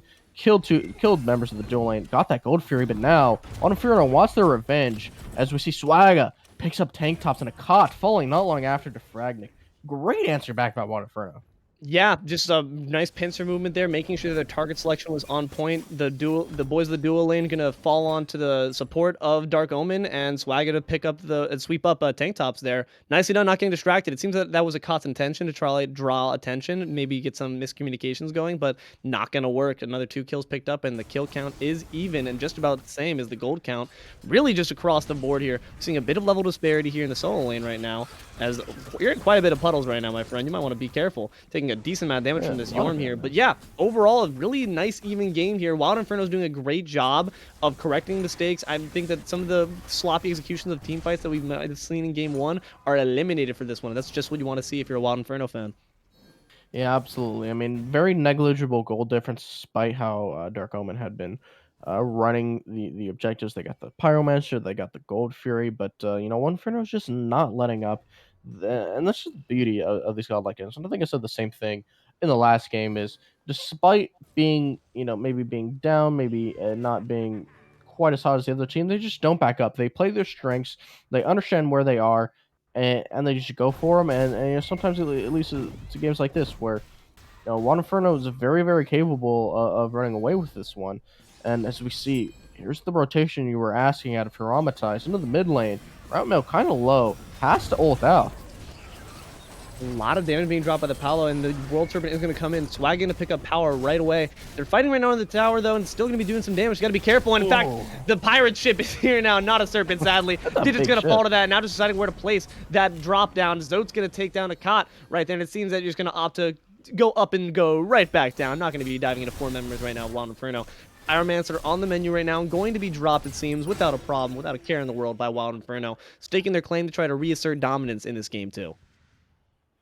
Yeah, I'm really loving the way Wild Inferno's kind of, stepped up. Realized that, hey, man, we kind of weren't playing the map quite as well as we did in game 1, ended up losing, and just overall, we've definitely seen great improvements coming into the mid-game here. From Wild Inferno, getting some objectives of their own, getting some team fights in their favor at this stage of the game is definitely what you want to see. Definitely an improvement over game 1. I just like how this comp like simplifies the equation. Odin Cage, like, okay, you trap 3 members of Odin Cage, like, okay, which one do we all go for, right? But here it's like, okay, who's got hit by Paolo? Get them. I like that a little bit better. It just removes any doubts or any miscommunication you can have in mind. But that doesn't seem to be a problem. Where there are like choose your own adventure issues, Wild Inferno is doing a great job of picking it up. We saw it when it came to that little division of interests in the dual lane, and they were able to pick up both kills without any issue in the world. So I'm liking the communication overall, and I'm liking how the comp eases that as well. Could potentially be a little chicken and egg scenario where both feed into each other, but Wild Inferno's doing a great job with that. Traumatized, lurking in the jungle here. Some jungle snake action as the Gold Fury is going to be popping back up. You don't even really talked about, though, much as we see him push it up, is the akat Ymir. What are the thoughts as we look into this Ymir and their contribution, how they fit in on this team? He's been doing just as much, I think, as he did on Terra. I mean, he's been doing very good. Had some great feeds and some good walls as we see him. Hold on, as this massive team fight ticks up as Oni Fury spawning in. Oh, looking to dive in the backline is the World Serpent right now. Going to be able to pick up a kill as well on a Tanktopss. Traumatized is lurking in the back, and it seems that the members of Dark Omen have realized it. Going to blink over the wall to try to do something about that, but it's already too late. He's done the damage. He doesn't even care if he gets dropped. World Serpent going to be found by Ratmilk and taken out, but that job has been done. You've taken out Tanktopss. That's a lot of damage that's going to be helping you clear out this Gold Fury out of the picture right now. Certainly, I mean, we see the positioning from both teams over here. We see akat pulling around the Gold Fury, but Wild Inferno not having any of that, walking right up. Choice. Diving in though right now. Hold on, the actual, never mind. The execute gonna be found on a Digits right now. Swagga gonna find a retaliation kill on a Ratmilk. Diving right back in onto the opposing jungler though. A bit of a body block there. Unfortunate as Swagga's gonna fall to the Blizzard. Zoats looking to be in a lot of trouble right now. Lightning's doing damage. Well, a lot of damage following up, but it seems the members right now of Dark Omen are potentially liable to be for a turnaround right now. But it seems that Nick's not going to provide it. Styles going to get on a lot of damage unopposed before Nick finally decides to turn around. A moment too late, though. Zoats looking to be picked up next as well by Tanktopss here. 4 members lurking about. You're not going to survive that. Unfortunately, the communication that I was just talking about, I think, was lost a little bit there. Unfortunate as we're going to see a decisive victory on the side of Dark Omens in that fight. Yeah, right when we saw maybe the game turning up a little bit for Wild Inferno, we see Tyraumatized coming back in, but 1v4 with no ult available. Maybe a bit of a just bad positioning, unfortunate by Tyraumatized. Started with him getting a kill and then dying, ends with him dying, and Dark Omen getting the Gold Fury. Digits wanted to go for the steal, but Dark Omen have done a very good job at securing. I don't think he has much of a chance. Not gonna fight. Not quite. Find a kill on akat though. Quite low. There was a bit of hesitation there on the side of Dark Omen. I think they made the right play. Yes, there's a bit of risk present with the Atlas, sure, but not enough that I don't think you go for that play. People have gone under far riskier Gold Furies and came out just fine. They've in fact gone for far riskier Gold Furies this game and come out just fine. So I'd say that was the right play, and it's going to be rewarded with some extra golden pocket. But still, by no means is Wild Inferno out of it. They've been playing well overall. I'm just looking to see a bit more cohesion in these team fights like we've seen in the past. Tyraumatized diving the backline, though I was applauding that kill there. Maybe that life would have been better expended on the front line, sticking around for a bit longer, because though you found Tanktopss, the other members of Dark Omen were able to do just fine and sweeping up the rest of that team fight. For sure. Maybe you're going to be learning from that, despite, like you said, that kill happening, ended up ultimately losing the team fight.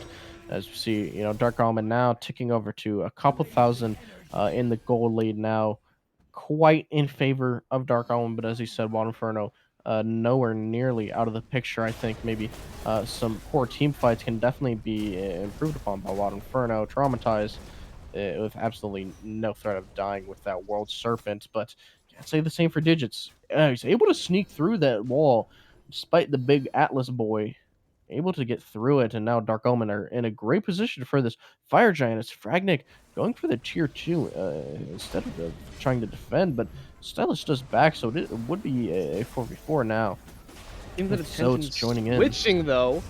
Right onto Oh, Tyraumatized, and he's no. gonna try to squeeze You're through too, do a on. little bit of an Alice imitation. It's not gonna quite go though. They didn't like that one. Tyraumatized is gonna be the first to fall. Digit's looking to be in a bit of trouble. Zoats diving in as Big well as damage. Swagga by his side. Swagga gonna pick up power right now. The mid has been swept up, and the charity is gonna sweep up Tanktopss right now. He's gonna do some victory laps right now, but your team's dying below you. You can't do donuts. You haven't won the fight.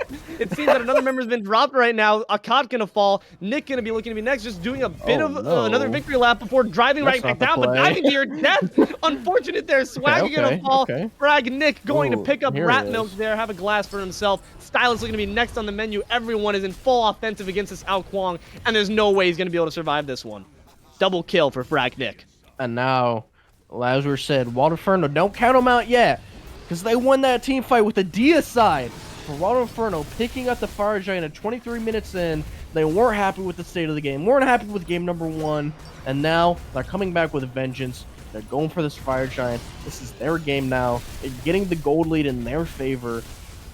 And I mean, now it's their game to lose. They're in control completely. And I mean, just great fight all around by Wild Inferno. It seemed like Dark Omen had focused a lot onto Tyraumatized, ended up killing him, but put in a deep position where Zoats just kind of came into the back line, pumping out damage. Swagga finishing people off. Great powwow. Tanktopss perhaps going back in when he shouldn't have, ultimately leading to an unfortunate demise for Dark Omen, but a great victory for Wild Inferno.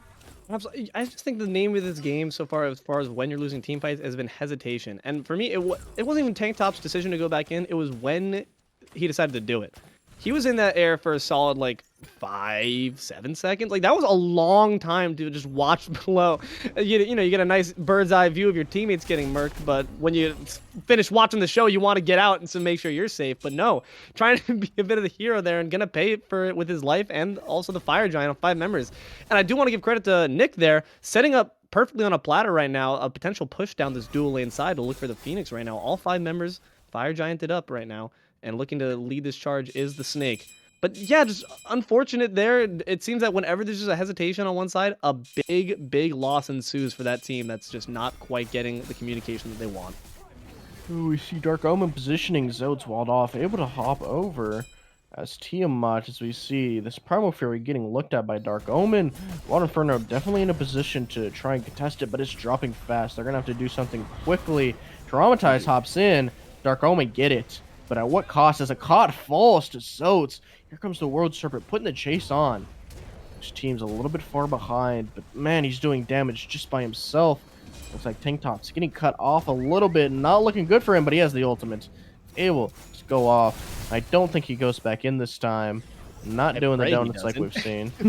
Hopefully he's Oh, learned but his lesson. Swagga's The not power done. gonna come out. Golden Power gonna be power. extended. Oh. Wow, and all you needed was the ruination there from Zoats to pick up that kill. I didn't think there'd be enough follow-up, but there was just enough there in the form of the Tiamat. Tiamat proving that no matter what side it's on, it's a threat. You need to be paying attention to that thing. And as this engagement comes on the left side, your Tiamat continue to expend that damage, dropping Tanktopss. Ratmilk will be dropped as well. STAILUS looking to be in quite a bit of trouble and will be taken out by the snipes. It's another deicide, but only for a moment as it cuts right back up. But that's not going to be able to stand to 5 members.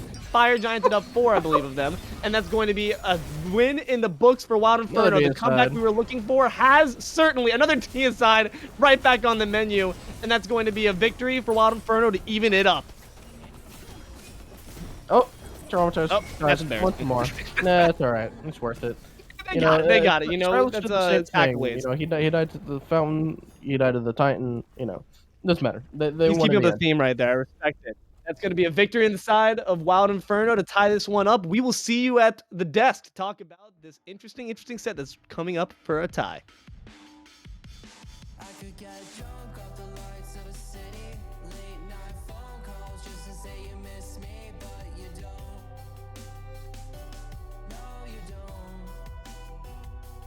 Drop my phone out, that shit's broken. 2 a.m. Welcome back to the desk, everyone. Hope you enjoyed your little stay as we look to see that Wild Inferno has indeed succeeded in bringing this one back. Cosmic, what are our thoughts on that last engagement and how this game's gone overall? Yeah, I mean, Dark Omen. I mean, it was very, very even for both teams. I feel like Dark Omen was a little bit ahead leading up to that Fire Giant fight, but after that Fire Giant fight was a devastating loss for Dark Omen. Wild Inferno got that little spark that they needed, starting the Wildfire, as their name suggests, and they just ran away with that game. It ended up very, very quickly for Wild Inferno, but I mean, yeah, just really, really, just great fight that Wild Inferno took, got the advantage that they needed and absolutely ran it down, followed up with some deicides, got that bird, and just sieged the Titan very, very quickly. Well played by Inferno. Yeah, I mean, I think even though we talked about how the picks weren't necessarily what needed to change, I liked the picks and how they executed themselves. Again, I think that the Daji was so smart. We saw the initiation for that was the fact that Swagga pulled in one, Ruination blew him up instantly, one member removed out of the fight. So that's just a great way to just ensure that everything's nice and laid out easily. You have one option, it's linear, and it gets the job done. Once you have one kill, we push, we finish this one off. So I really liked how they simplified that play strategy, and it paid off dividends. Yeah, absolutely. But we're gonna have to see how they go. This Tiamat has been on getting absolute value. Maybe we'll see some spend afforded in game number 3. But yeah, this is definitely anybody's set to take, and we'll find out who does in game number 3.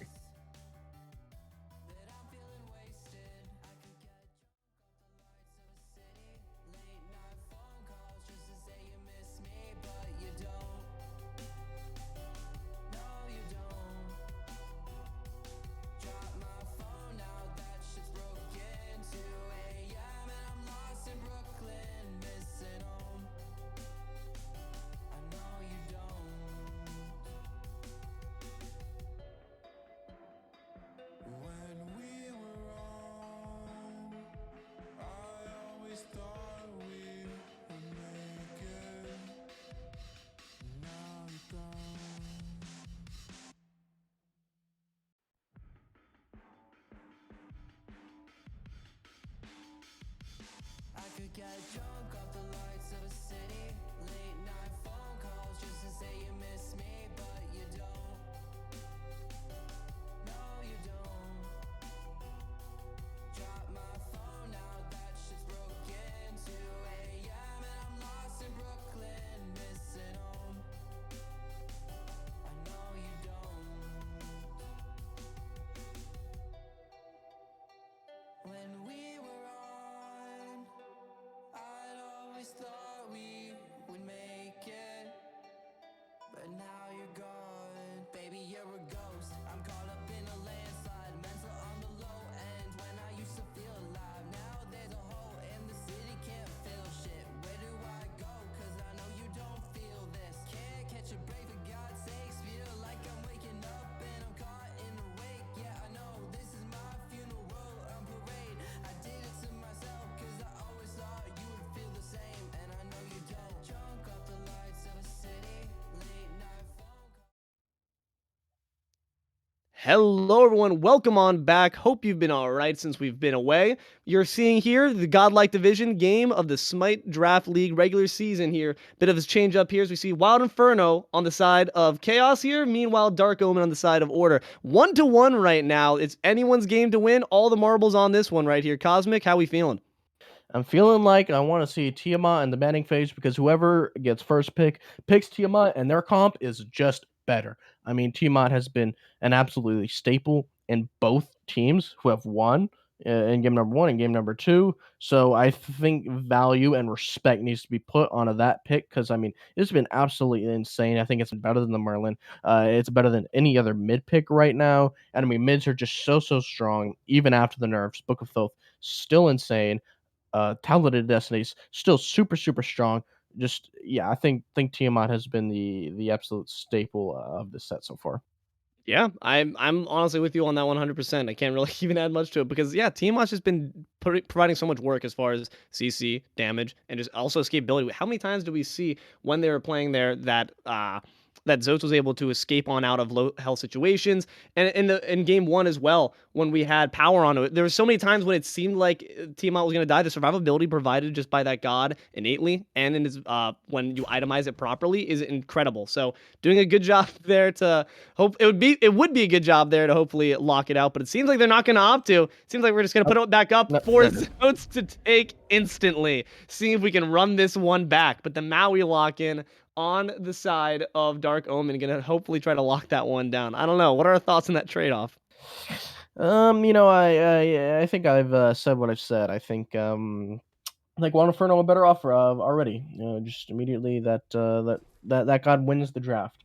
No, but in all seriousness, I mean, obviously Tiamat definitely not saying that there's nothing to scoff at, but Maui is a really strong god. I mean, his one just can completely just immobilize very otherwise very mobile targets who might have a lot of survivability. His ult is absolutely insane, being able to pull in 3-4 people very easily, very consistently, forcing beads or otherwise just pulling people into their inevitable doom. Super strong god. And definitely, I could see why you see it in the first 3 picks. Yeah, absolutely. And I was about to ask you if I am on the side right now of Dark Omen, what kind of picks are we looking for to lock down and make sure the Tiamat's as little factor as possible? It seems that their potential answer right now is Surtur. Haven't seen him, and at least in the case that I've casted, so it's gonna be an interesting one. Locked in on the side of Order, as well as the Jing Wei, two picks that I really haven't seen come up too often. Jing Wei saw a lot of play in the SPL play-ins tournament. I think they're pretty solid ADC right now. I mean, crit being super strong, Jing Wei is just gonna be strong. That's just the way it is. Really great survivability with the ultimate and the long dashes. Any sort of knockout's going to be able to run away with it. I know I was pretty upset one game where I picked on her and then they picked Jing Wei. Anytime I jumped on them and just whoop out of there. But yeah, I mean, just super strong, great itemization right now. And as far as Surtur is concerned, Surtur is really strong in the laning phase right now. He's very hard to deal with. He has so much sustainability and really solid wave clear that So uh, big. you need someone that can like sort of match that pressure if you want a fighting chance in the laning phase specifically. I think come team fights, he's definitely not as strong, definitely lacking a little bit in team fights, which where I think Guan Yu actually excels a little bit over him. So definitely an interesting matchup there. One strong in the laning phase, another one strong in the team fight. So we're definitely gonna see how these players sort of pilot these picks and the impacts that they have throughout the stages of the game. Yeah, absolutely. And like you said, Surtur and Guan Yu is an interesting dichotomy there between the Guan Yu, who's going to really have that team fight impact, versus Surtur can be a lane bully. I'm looking to see the Surtur make sure that STAILUS, I imagine, piloting it. I'm looking for STAILUS to really put that into effect because Guan Yu needs that mana. If you can lock them out of maybe some early invades would be nice, but also if you can lock them out of the totem, make sure that Guan Yu's mana starved is going to be a lot more difficult because both of these solo laners can stay in the fight for a while. You know, you have the passive off of the Surtur who can pick up those little fragments and get a little bit of health back for themselves. So both of these guys are going to be looking to make sure that they're not able to get those sustains up, or maybe they'll just agree to have another friendly laning phase where they might just wait to see where the chips fall for the team fight phase. But honestly, if I'm STAILUS, I'm trying to quash that Guan Yu's a factor. Meanwhile, though, Bach is going to be poked up. We say we don't care about it. We're going to give you more knockups, Jingwei. I'm honestly not sure how I feel about that pick. What are your thoughts? Yeah, very true. Perhaps they just didn't care, didn't quite think about that specific interaction. But I mean, Bacchus is still just really good right now. It's true. Coming into season 10, the change they made with heal on his one, he's very strong, really aggressive guy, and that's kind of the team comp they're going for. Great dive with Guan Yu. Bacchus gonna be able to follow in while still being able to peel for the back lane as a need be. But I mean, with the Tiamat, it's like you don't really even need to peel. She's just inherently tanky, and chances are, the way Zoats is playing, he's just going to be diving in anyway, so he's going to be frontlining right next to the Bacchus. So, yeah, I think Bacchus is still a strong pick here, despite maybe not being the best into Jing Wei. But yeah, I really like the Bacchus pick. And we're seeing here just between both sides, there's a lot of escapes, a lot of escape value out of all these people. Yu Wong going to be locked in as the final pick here, and a potential nemesis there locked in. Okay, to maybe just really shred down those big boys on the side of Right now, Dark Omen. Some interesting picks to finally round it all out. What are our thoughts on the Nemesis? Nemesis hasn't been seen as much as some other junglers, but I think her complete isolation, or not isolation potential, but just being able to pick out one god and just strip away all the protections and completely shut them down is definitely going to be very, very strong. I mean, that was the strengths we saw, as you had mentioned on Dashi, being able to just pull someone with a powwow and completely annihilate them, as Zoats was on Tiamat, being able to just drop your ult on someone and Tiamat completely shredding them away to smithereens. It's definitely going to be the key here between this mid and jungle matchup. But I mean, we're gonna have to see how these players are piloting their characters and how they really utilize them in game number 3. As this has been a great set so far, and I mean, this is for all the marbles right now. Absolutely. Let's get on right into it. No more talk necessary. Let's see what the players have to offer for this Game 3, Dark Omen versus Wild Inferno. Don't go anywhere.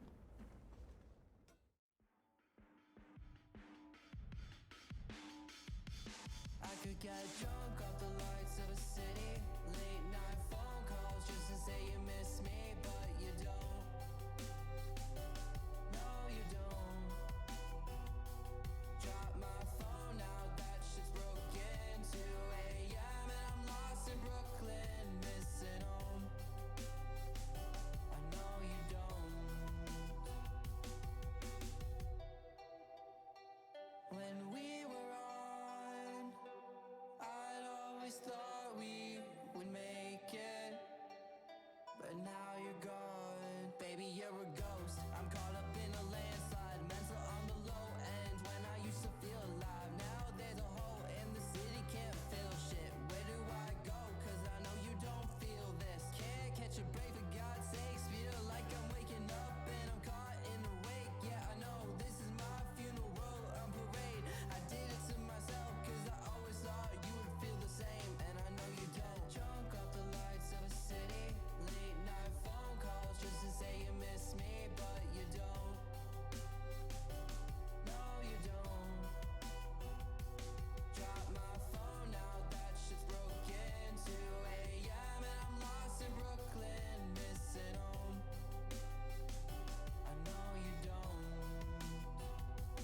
Let's hit the brakes. I'm pulling out the parachute, jumping out the plane. You had it all in front of you, nothing feels the same. It's crazy what love can do, even crazier when it's not coming back to you. You say you need space, so I gave you all the states. Every night a different place. Used to think we're getting close, and now we're drifting away. And all I can say is that I'm feeling wasted. I could get drunk off the lights of a city. Late night phone calls just to say you miss me, but you don't. No, you don't. Drop my phone now, that shit's broken. 2 a.m. and I'm lost in Brooklyn, missing home. I know you don't.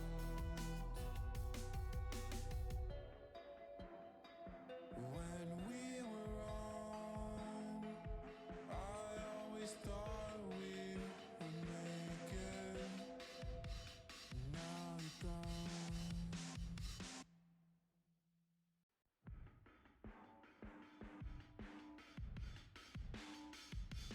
I could get drunk off the lights of a city. Late night phone calls just to say you miss me, but you don't. No, you don't.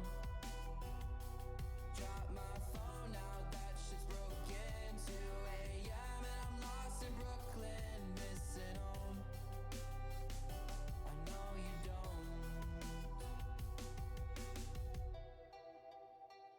When we were on, I'd always thought we would make it, but now you're gone.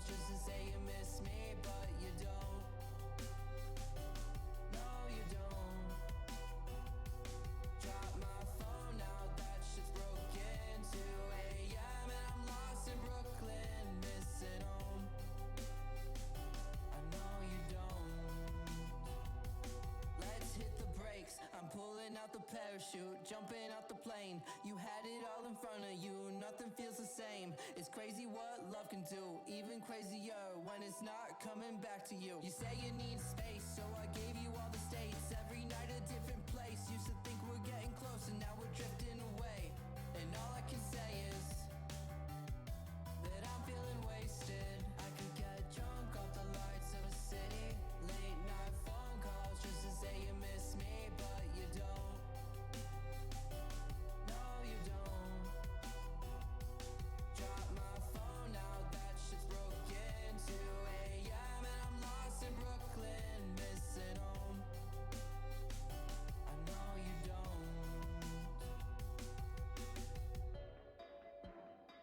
When we were on, I always thought we would make it.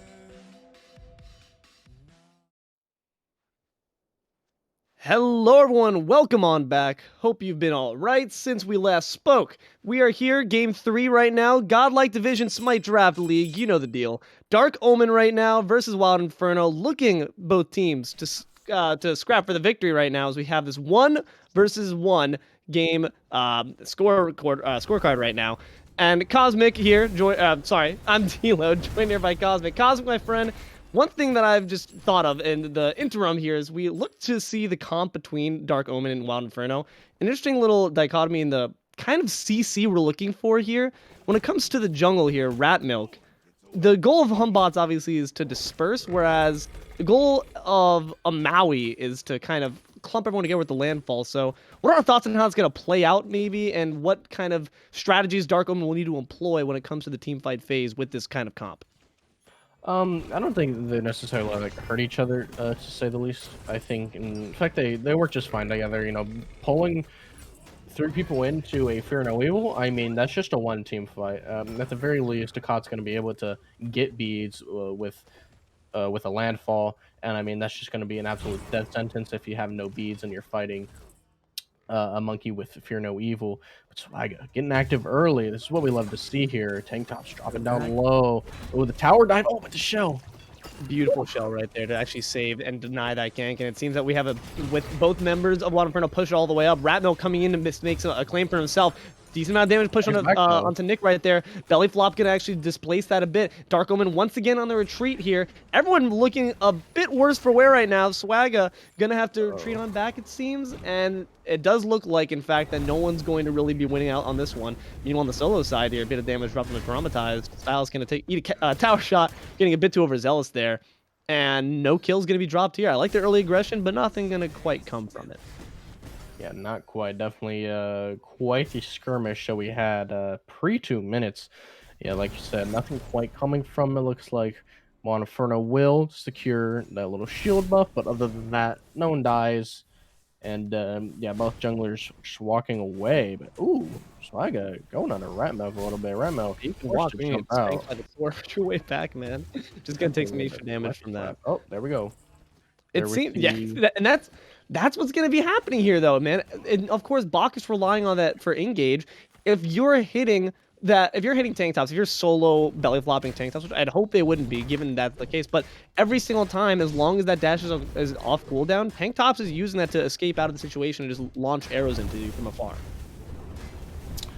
For sure, but you know, I kind of want to talk about Guan Yu a little bit. Definitely one of the solo laners that we've seen have quite a bit of presence, with that Shield of Regrowth being a very, very good choice for Guan Yu, being able to just hit one and go zoom zoom. Very nice. One of my favorite items as a Hercules player. Just super, super nice. You know, Shield of Regrowth, yeah, Shield of Regrowth was great and all, but just a little bit lacking in the stat department defense-wise. But Breastplate of Regrowth, absolutely supplementing that difference.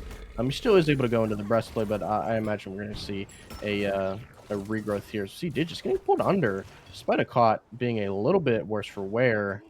Tanktopss isn't afraid, dashing in on digits, but Bacchus, one thing about him is he's a slippery little guy. He can jump over walls. Okay, not little. He's actually quite big, but he can get out. He can leap quite far for a big boy. And Yeah, just No, for sure. way It's too much. slippery. I mean, dude looks like he sweats a lot of anything, man. Like he's been running around, he's been running the laps, doing massive leaps. I'd imagine if anything, he's slippery for that reason, but not definitely a big boy at the moment, but gonna be managing to escape on out of those situations just fine though. Good awareness from akat that even though he was low, gonna pull digits under to even it up, even the score up a little bit with some tower shots right there.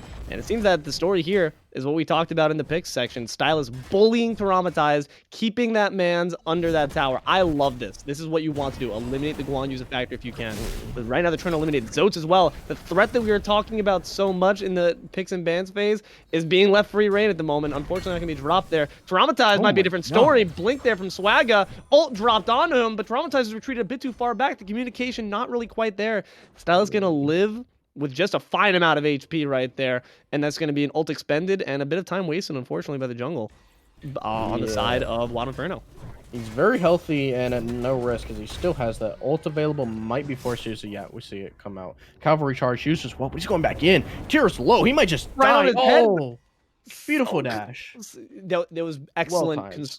It was excellent conservation of the dash right there. That was For great sure. play on every side. I like forgot that like that's what the ult does for a second. I was like, House is dead, but no, brilliant job conserving that as well. Managing to 1v2 that very well. Both members there of Inferno looking to be very, very on the low side here, but gonna retreat on back is STAILUS. Tyraumatized gonna have a bit of free reign, a little bit of breathing room in the lane. But never mind, I forgot. Teleport. He's back. But yeah, I'm loving to see that play there from the solos here, the early pressure. We're going to put some pressure right now in the mid Oh, lane. landfall. Now we're going to be able to get out. Landfall No, just expended. short. A lot of big engagements here that have really just netted not too much. Nick going to be able to back out of that gust just fine. And it seems that, once again, pressure being now put on the solo lane, but this time on the side of Dark Omen. Ratmilk gonna just opt to drop some buffs maybe. And actually, hold on, the steal on the buff. Nice job. That's just what I was talking about. Fantastic work there, knowing the Guan Yu is nothing without that mana.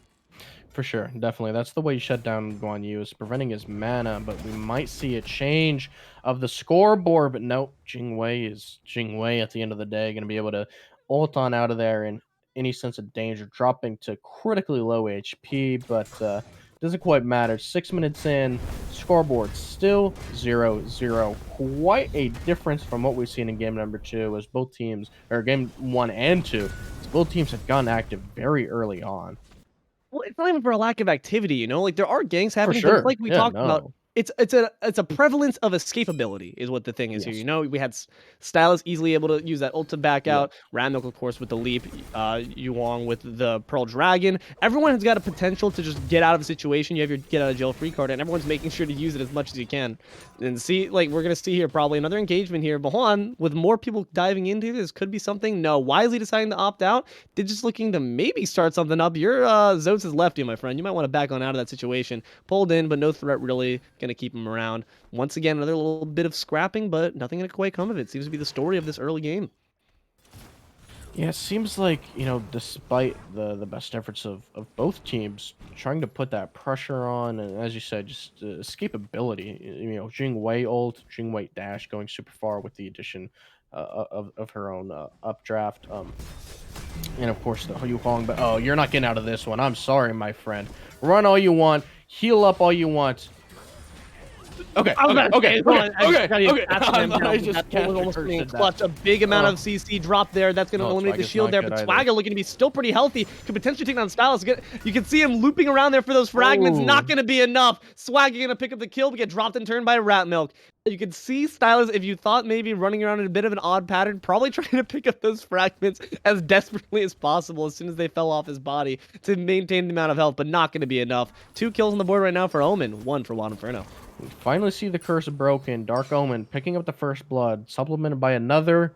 Inferno able to answer back with one of their own, but I mean, it's still just super, super even. We're seeing a fight here in the mid lane, so it's not afraid though, diving in. Ooh, great dueling dragons, and Digits pulled back in, but nothing. This, Just more like, that nothing. just, I think, A nothing shows. burger. I think this is showing the issues with the Dark Omen comp. A lot of displacement, but it's not all cohesive. It's displacement. You have to make sure you got your PEMDAS right. We're back to elementary school math. This is basic facts, right? If you use the dueling dragons to push people out, and they have still a lot of their health. The landfall is not going to hit. They were out of range. The one you wanted to see, the squishy target, was not able to be pulled back in. We pulled back digits. That's not who you really want to see in that landfall. So I think the members of Dark Omen, they have a lot of great CC to chain together, but they need to make sure they're employing it in the right order. For sure, and I think a lot of that just comes down to, communication. Just, saying who you want to target with what abilities is very, very key. Something that, you know, when you think communication, it's like, oh, this person's here, this person's here, but it's so important when you're talking about targeting in team fights. I think that's what separates, a high-end godlike team from a low-end godlike team is just uh, being able to prioritize the targets who can die and who need to die, as opposed to just going into a fight and attacking the people whose your abilities can hit. It's just going to be the difference maker in these high end games. Absolutely, I couldn't agree with you more. And it's like you were saying during the picks and bans. That's why we love the pick. That's why, literally, at least I am a huge advocate of this nemesis because it again just makes it obvious. Put on that ult and just say get them. Like it's visible, Oh, audible. You know what's going on. see you later, Meanwhile, it seems Swagga. that's going to be turned on to him. A nice cohesion right there. Ratmilk going to be picking up that kill there in cohesion with the support. Excellent work. They're going to pick up that enemy jungler. Another kill dropped in the pockets of Dark Omen on the person you want to see it on. And it seems that Nemesis, just as I was singing her praise, is going to be quickly given the clap there by the monkey. Normally I criticize lazy backs, especially whenever they get punished, but that was hardly considered a lazy back, especially Dark Omen. Getting the Gold Fury, perhaps some aggression answering back. Oh, but no, Ratmilk is in. Ratmilk is dealing damage. Not quite enough, though. Digis isn't done. Digis is just boxing all over them, burping on them, Ending being this very fight, but I think disgusting. we all know that nothing's going to come of this. At this point, it's just consolation, just to get some damage for the board, just to bump up Sure. those stats. Yeah, not going to quite get much off of that. But yeah, a nice Gold Fury put in the pockets of Dark Omen. They're just going to keep extending this one on there. Wild Inferno tried to answer back a little bit, but too late, unfortunately. Meanwhile, we see here a gank, not going to go quite the way of Wild Inferno, as we see at just a fine amount of health. STAILUS able to just easily get out of there. This laning phase, I really feel like STAILUS is gonna they're gonna have to get used to that. Swagga's not gonna be able to do much unless we see that ult already dropped from some engagement, but I can't see that happening because Tyraumatized has not been able to put enough health pressure onto STAILUS for that ult to be expended early. Certainly. One thing that's interesting, Maui is capable of following. Hold on. Speaking of following, cavalry charge coming in, but Can't you fall can't in go there. over a wall with that, buddy, because that's what I wanted to mention. How Maui can follow a Bacchus over the wall, but just the difference in the how long it takes for the jumps to come out. Bacchus is just not quite afraid. It's coming out instantly. Maui having to do a little swingy swing before he's quite able to. Tanktopss is afraid here, pulling his buff under tower, trying to prevent the invade. Is able to secure the buff himself. Fragnick looking like a level above, but still a lot of presence from Wild Inferno in this solo lane, picking up the Bastions, just trying to get as much of an advantage as they can, since seems like they're just not able to get much out of trying to go for ganks. This has just been a very tame game overall compared to the other two in this set.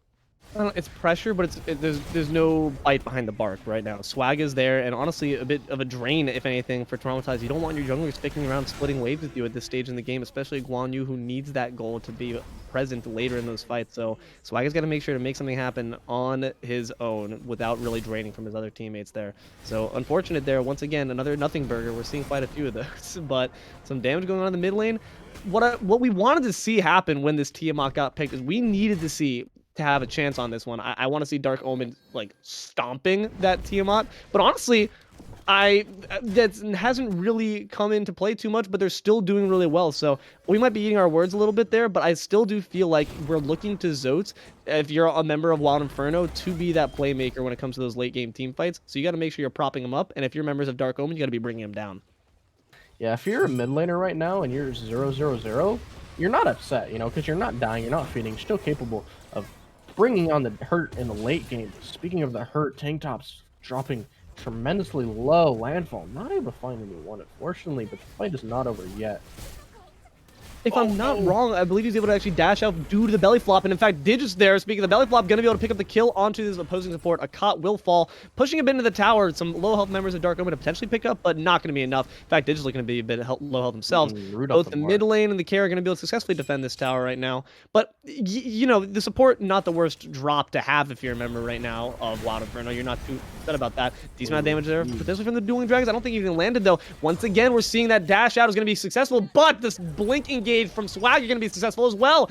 And it seems that Digits, with just a little bit of health left, yes, going to be able to survive that one. Both members right there of of Dark Omen going to be dropped. Wild Inferno are going to be pretty happy with that one. Just a bit of overextension. What was a perfect disengage there, unfortunately became a bit too overzealous in getting back into it. Tanktopss using that dash to picture perfection when Digits engaged, but was not expecting the blink there from Swagga. Certainly not. Yeah, just really utilizing being able to dash away from the Bacchus flop, which otherwise is a very strong CC. It's just an easy escape route for Tanktopss. But yeah, as you said, Swagga, you know, not happy with how that cheeky Jingwei has been living over and over again.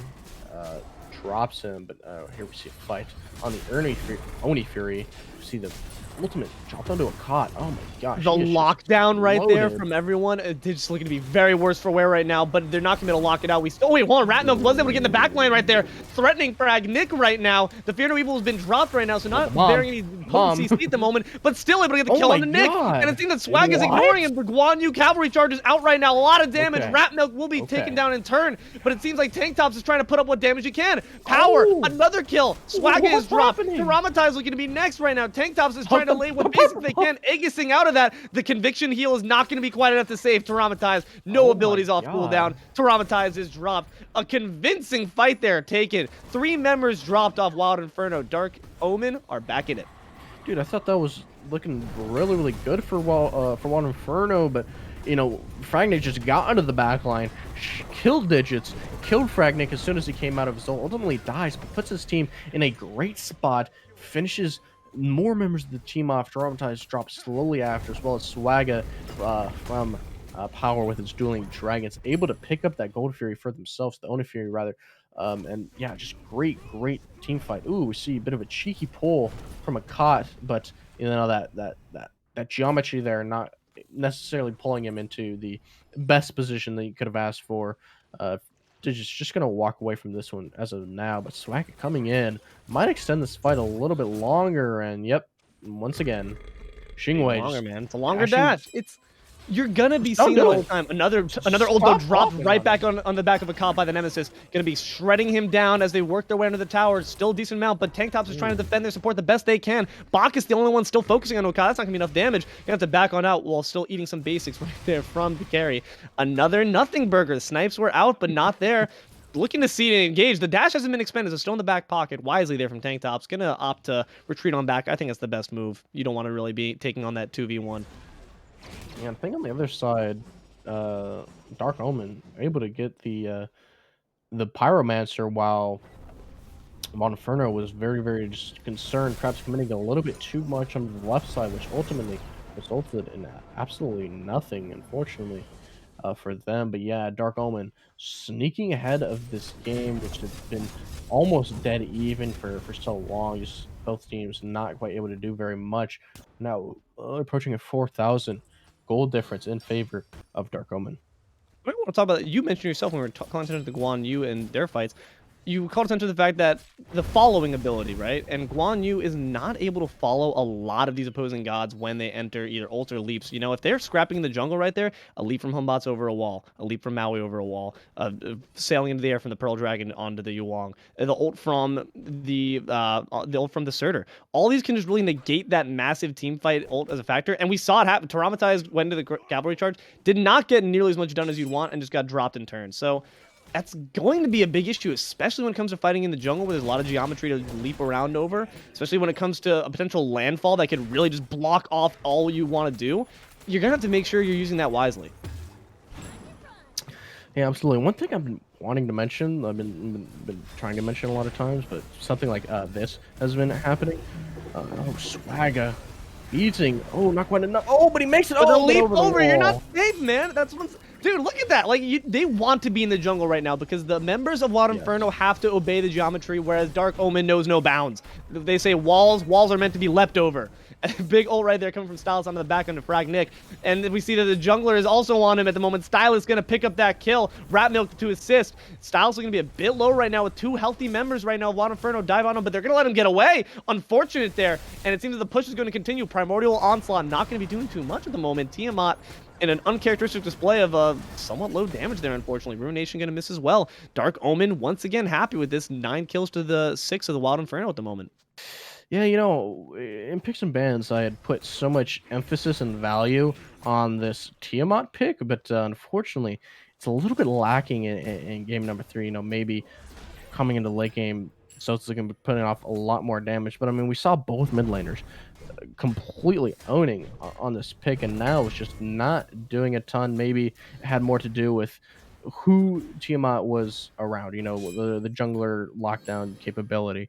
You know, I had mentioned how Swagga is able to get great, you know, singular target damage, but not able to lock anything down, not making it easy for Tiamat to hit their abilities, land their stun, land that primordial onslaught. So Tiamat's struggling a little bit, but you know, as I said, you know, ticking over to 5 items, 6 items, starter upgrades. Tiamat's just getting stronger and stronger, and I mean, just the way mages are going to be dealing tons and tons of damage despite it all. But yeah, not seeing the Tiamat doing quite as much as I had initially expected. I still have high hopes. Like you said, like you said before, 0 and 0 is not a stat line you're upset with right now. Still staying on the fine levels with the 18. You know, there's still going to be very Sure. significant impact there when they hit in the ruinations, the primordial onslaughts. I'm not upset with this right now. Yes, I would have liked to see a bit more impact in the team skirmishes we've seen so far, but I'm still thinking that Zoats is slated to do some big damage in these coming team fights. But what I'm looking to see is these fights in the jungle that are just not really seeming to work out. Fear No Evil is going to be dropped. Snipe's going to be expended. Ratmilk still sitting at a pretty fine amount of HP right now, as the Wild Inferno seems to be a bit scattered right now. 2 members right now not participating in this, as we see that STAILUS is taking the fight to the back line right now at a fine amount of HP. Not really worried whatsoever with sporting 18 levels under his belt right now. And the ult, it's going to be just fine. He knows he's completely safe. Landfall used. Oh, the block. Out perfectly traumatized. It's just like we're saying, big, buddy. Can't make it. He said, maybe I just wasn't. Door stuck. The first time. Tanktopss dropping. The justice, whatever it's called, the blind justice picking up as well onto the tank. But STAILUS is taken out as well. And right now it's actually looking to be another fight. That's. Oh wait, hold on a second. Power's gonna turn it around though. It said as we say that onto digits right now. It seems that it might be somewhat even engagement, but once again, Wild Inferno just losing too much out of this at the moment. They got one, but on the STAILUS at what cost right now? Low, a big high cost is what we're going to say here. Zoats going to be falling to power as well. And the mid swing is now in full effect right now. Dark Omen's mid is simply going to get on more damage at the moment. And we see that, as we see that Zoats is going to be getting any damage on at all for the rest of this team fight. Another convincing fight and another fight in the jungle where I really do think that Wild Inferno is at a massive disadvantage. And we saw right there, the amazing landfall from akat was so clutch in eliminating Tyraumatized as a factor. You saw, he tried once, tried 2 times to get there. He thought, maybe I'd be small enough this time. Not quite, man. Those pixels are just not enough. Yeah, I mean, honestly, Power has been doing really good things on this Yu Huang. 3-1 right now compared to the 0-1 on the Tiamat. Definitely difference than what we've seen in game number 1 and game number 2, as I've been preaching. But yeah, I mean, great ultimate there from akat, and it just not quite able to take these fights the way they want him to. I mean, as you mentioned, Dark Omen just being so much better in these jungle fights. It's just, you know, when 80% of the map is the jungle and all the objectives are in the jungle, it's hard for Wild Inferno to not be in the jungle and take these fights where Dark Omen is just a little bit stronger. And I think Dark Omen are just beautifully playing those strengths very well. And okay, I'm going to mention it now. I don't care if someone gets a pentakill. I'm talking about it. Okay, Swagga built Shadow Drinker first item. All right, Shadow Drinker. You know, I'm not seeing that item that much. You know, I've heard it described as a bit of a pub stompy item, but I mean, it has good stats on it. It has good stats on it. 10 pen, 50 power, 7 movement speed. Nice. That's a good. No, that's not bad. the passive is something you want when you're already swinging up some momentum. And Yeah, yes, it's a bit 5 of a kills win nice, but more lately has item. not been getting it off too much. And also, you have to make sure you're employing it effectively. Then he's like, whoa, that was a large See blow ya! right there. Where'd he Swagga go? lit I up don't on the know. spot right I there, can't tell eliminated for you. this next fight. And that's with ult still in hand, it's a really bad deficit. You're not going to be able to take out the tankier members right now of Dark Omen without the help of that Nemesis very easily. STAILUS, just speaking of those tanky members, frontline right now, Zonia, anyone who dares cross his path, the Fire Giant's wrath you will face. Well, both of them right now, this seems. The target switching has happened. In fact, Digits is going to be followed right there by akat, and a lot of damage dropped on his Zoats. Zoats taken out easily. Digits, the ult is not going to help you, my friend, just by upping everyone's blood alcohol content, and will be followed up by STAILUS. That is indeed going to be another fight convincingly won by Dark Omen. The Fire Giant will take out the Fire Giant now in favor of his team. Dark Omen looking to be in a dominant position for this game. That looks so funny, the way Sarter just throws a little pebble at Pockets and he just fell over. That was really funny looking. Fire Giant's got to feel bad about that, man. He's like, damn, I'm being upstanded by like my former position taker. That's rough. Sorry, man. There's a new Fire Giant in town, and it's the old Fire Giant. And But now 5 members strong, 5 members deep. Dark Omen on Fire Giant. They're plenty of structures to take right now. A lot of easy gold, these tier 2s. I'm looking for some concerted pushes in the left lane here. See Swagga and Nick trying to scrounge up what farm they can. Here's the dude. I'm seeing these ults, well, when they're expended at all, Swagga, they're not able to get it off. They're being used by Nemesis defensively. They're being used when they're already on the back foot, they're already scattering. I'm looking to see the engagement happen from Wild Inferno if you're going to be using that Nemo. But the issue is now when you're behind, you don't want to be the aggressor because you're worried that they're just going to collapse onto you. Normally, when you're playing the back foot, you're not the one engaging for first hand. So it just seems like now there's an inherent contradiction in what the gods meant to do and how they are in the positioning of the game. Yeah, absolutely. And that just goes furthermore into the itemization. Shadow Drinker, definitely a win more item, again, an item that you want when you're getting these picks. You're the one in control of the team fight, separating it, positioning it in your favor. But it's just not the case for Swagga and Wild Inferno, and even the Bloodforge as well. It's just not really getting the value that you want out of these items. You're not getting building them and getting what you want out of them, unfortunately. And Dark Omen is just completely in control, and we see it right now. The clock pulls in Digits, but his teammates opening the door for him to walk right back in. And speaking of an open door, Dark Omen walking onto this Phoenix, but actually it's a closed door because the tier 2 is still up and they need to get it. But Swagga looking a little bit out of position here, able to run away though. Right being body blocked quite a bit, in fact, and actually going to be brought down. Superior body blocks, they're going to be completely to credit for that. Took him quite a while. That's a member of Fire Giant down, and honestly, for free. Everyone was just kind of watching the members of Dark Omen, not really quite privy to what was going on there. Unfortunately, the support's going to fall for it, and that's a big loss right there. Going to fully disengage from this fight on the tier 2. I think they understand that it's probably not going to be as easy to secure as something like this Primal Fury, which is a lot safer gold in the pocket. I think that's a wise play at this moment. Unfortunate loss there that really was not necessary. The top just went in a bit too deep when they, like you said, still needed that tier 2. But gonna pick up what gold they still can on the map. Pyro and Gold Fury taken out, so all the big objectives that they have, they're now squarely on the side of Dark Omen. Wise move, picking up this gold lead to 13,000. Damn. Yeah, that's a pretty significant gold lead. This is in Dark Omen's hands. This is their game to lose, and yeah, they're definitely a little bit overextended. Bloodforge behind that tier 2. I mean, Swagga just picked up Bloodforge, man, and we were just actually talking. No, he had that a little bit. Oh, he did. He had it for a little bit, but it's again, it's a win more item that we're seeing here. And I think here's the issue: the Shadow Drinker made sense to me. And I was gonna say this: the Shadow Drinker made sense to me because in the laning phase, he was actually doing a really good job picking up those kills very early. But I don't think he was recognizing the global status of his team because his team was getting bullied out in solo lane, and overall the mid lane was very, very stagnant. The dual lane was also doing pretty well for Dark Omen overall. So like any action that was being had was only initiated by Swagga, and once it gets to that team fight stage, and like they weren't going to be doing well because they had the Guan Yu behind that team fight presence is just not there right now. And in fact, once again, hip hopping your way out, buddy. Why are you happy? You're dead now. Ratmilk gonna take credit for that one.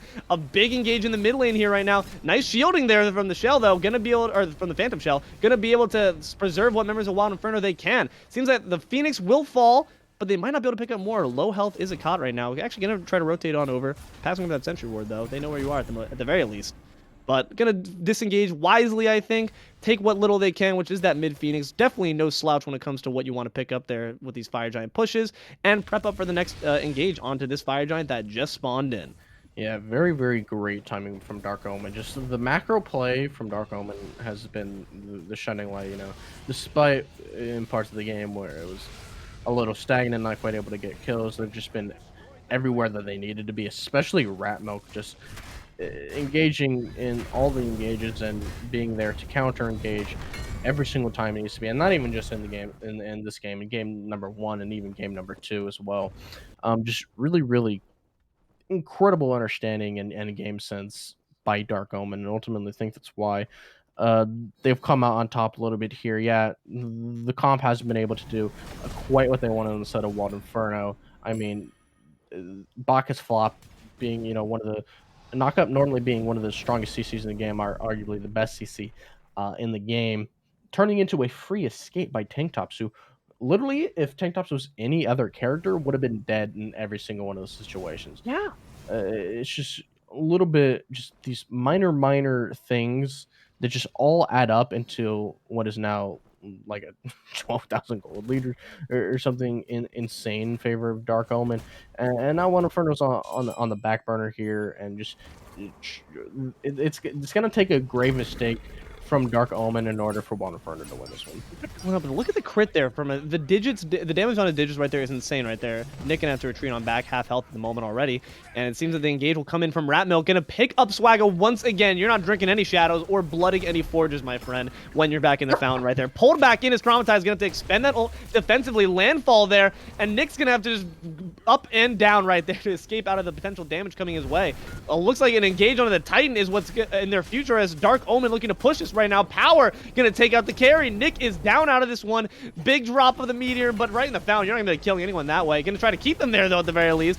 Zoats trying to do what little he can, but Styles gonna pick up digits right there and pick up in the fountain Zoats as well. Tyraumatized is not gonna be able to hold this one out right now. And it seems that it's going to be a victory in favor of Dark Omen right there. Dominant for the game, dominant in the late game. They're gonna pick up this best of 3. Excellent job to Dark Omen right there. We will see you at the desk to talk about this.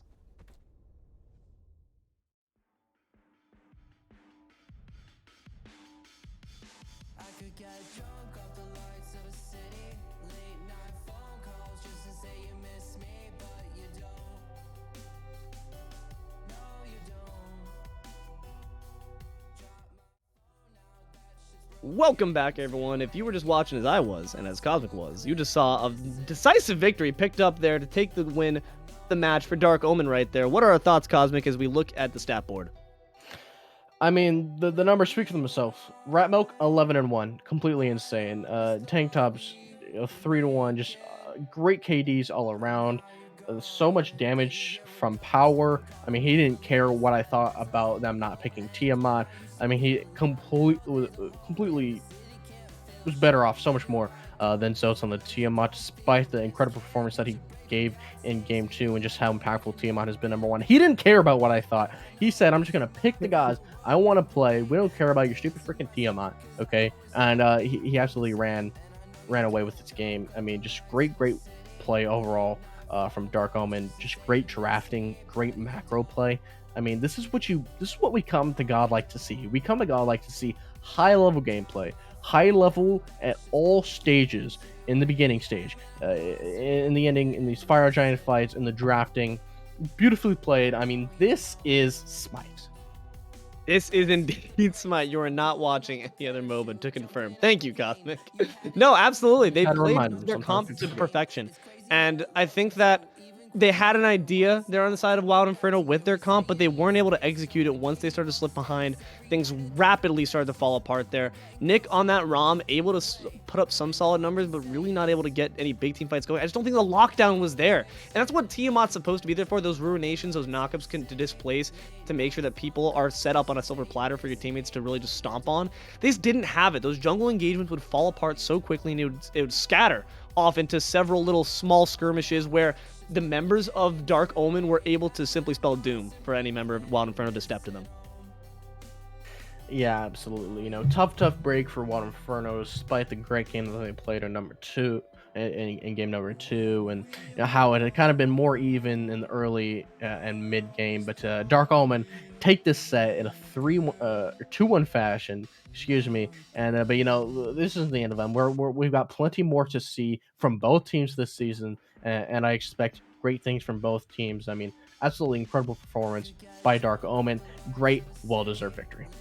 Absolutely. And tune in, as you said, by no means is the end of Wild Inferno, by no means is the end of Dark Omen's story. Both still unwritten. So make sure to tune into future Smite Draft League games in the Godlike division or in any division. Feel free to stop on by. But until then, I'm Deelo, joined here by Cosmic Warrior. We'd like to put up a special thanks to our friend iNooblet on the cams, and we will catch you all next time.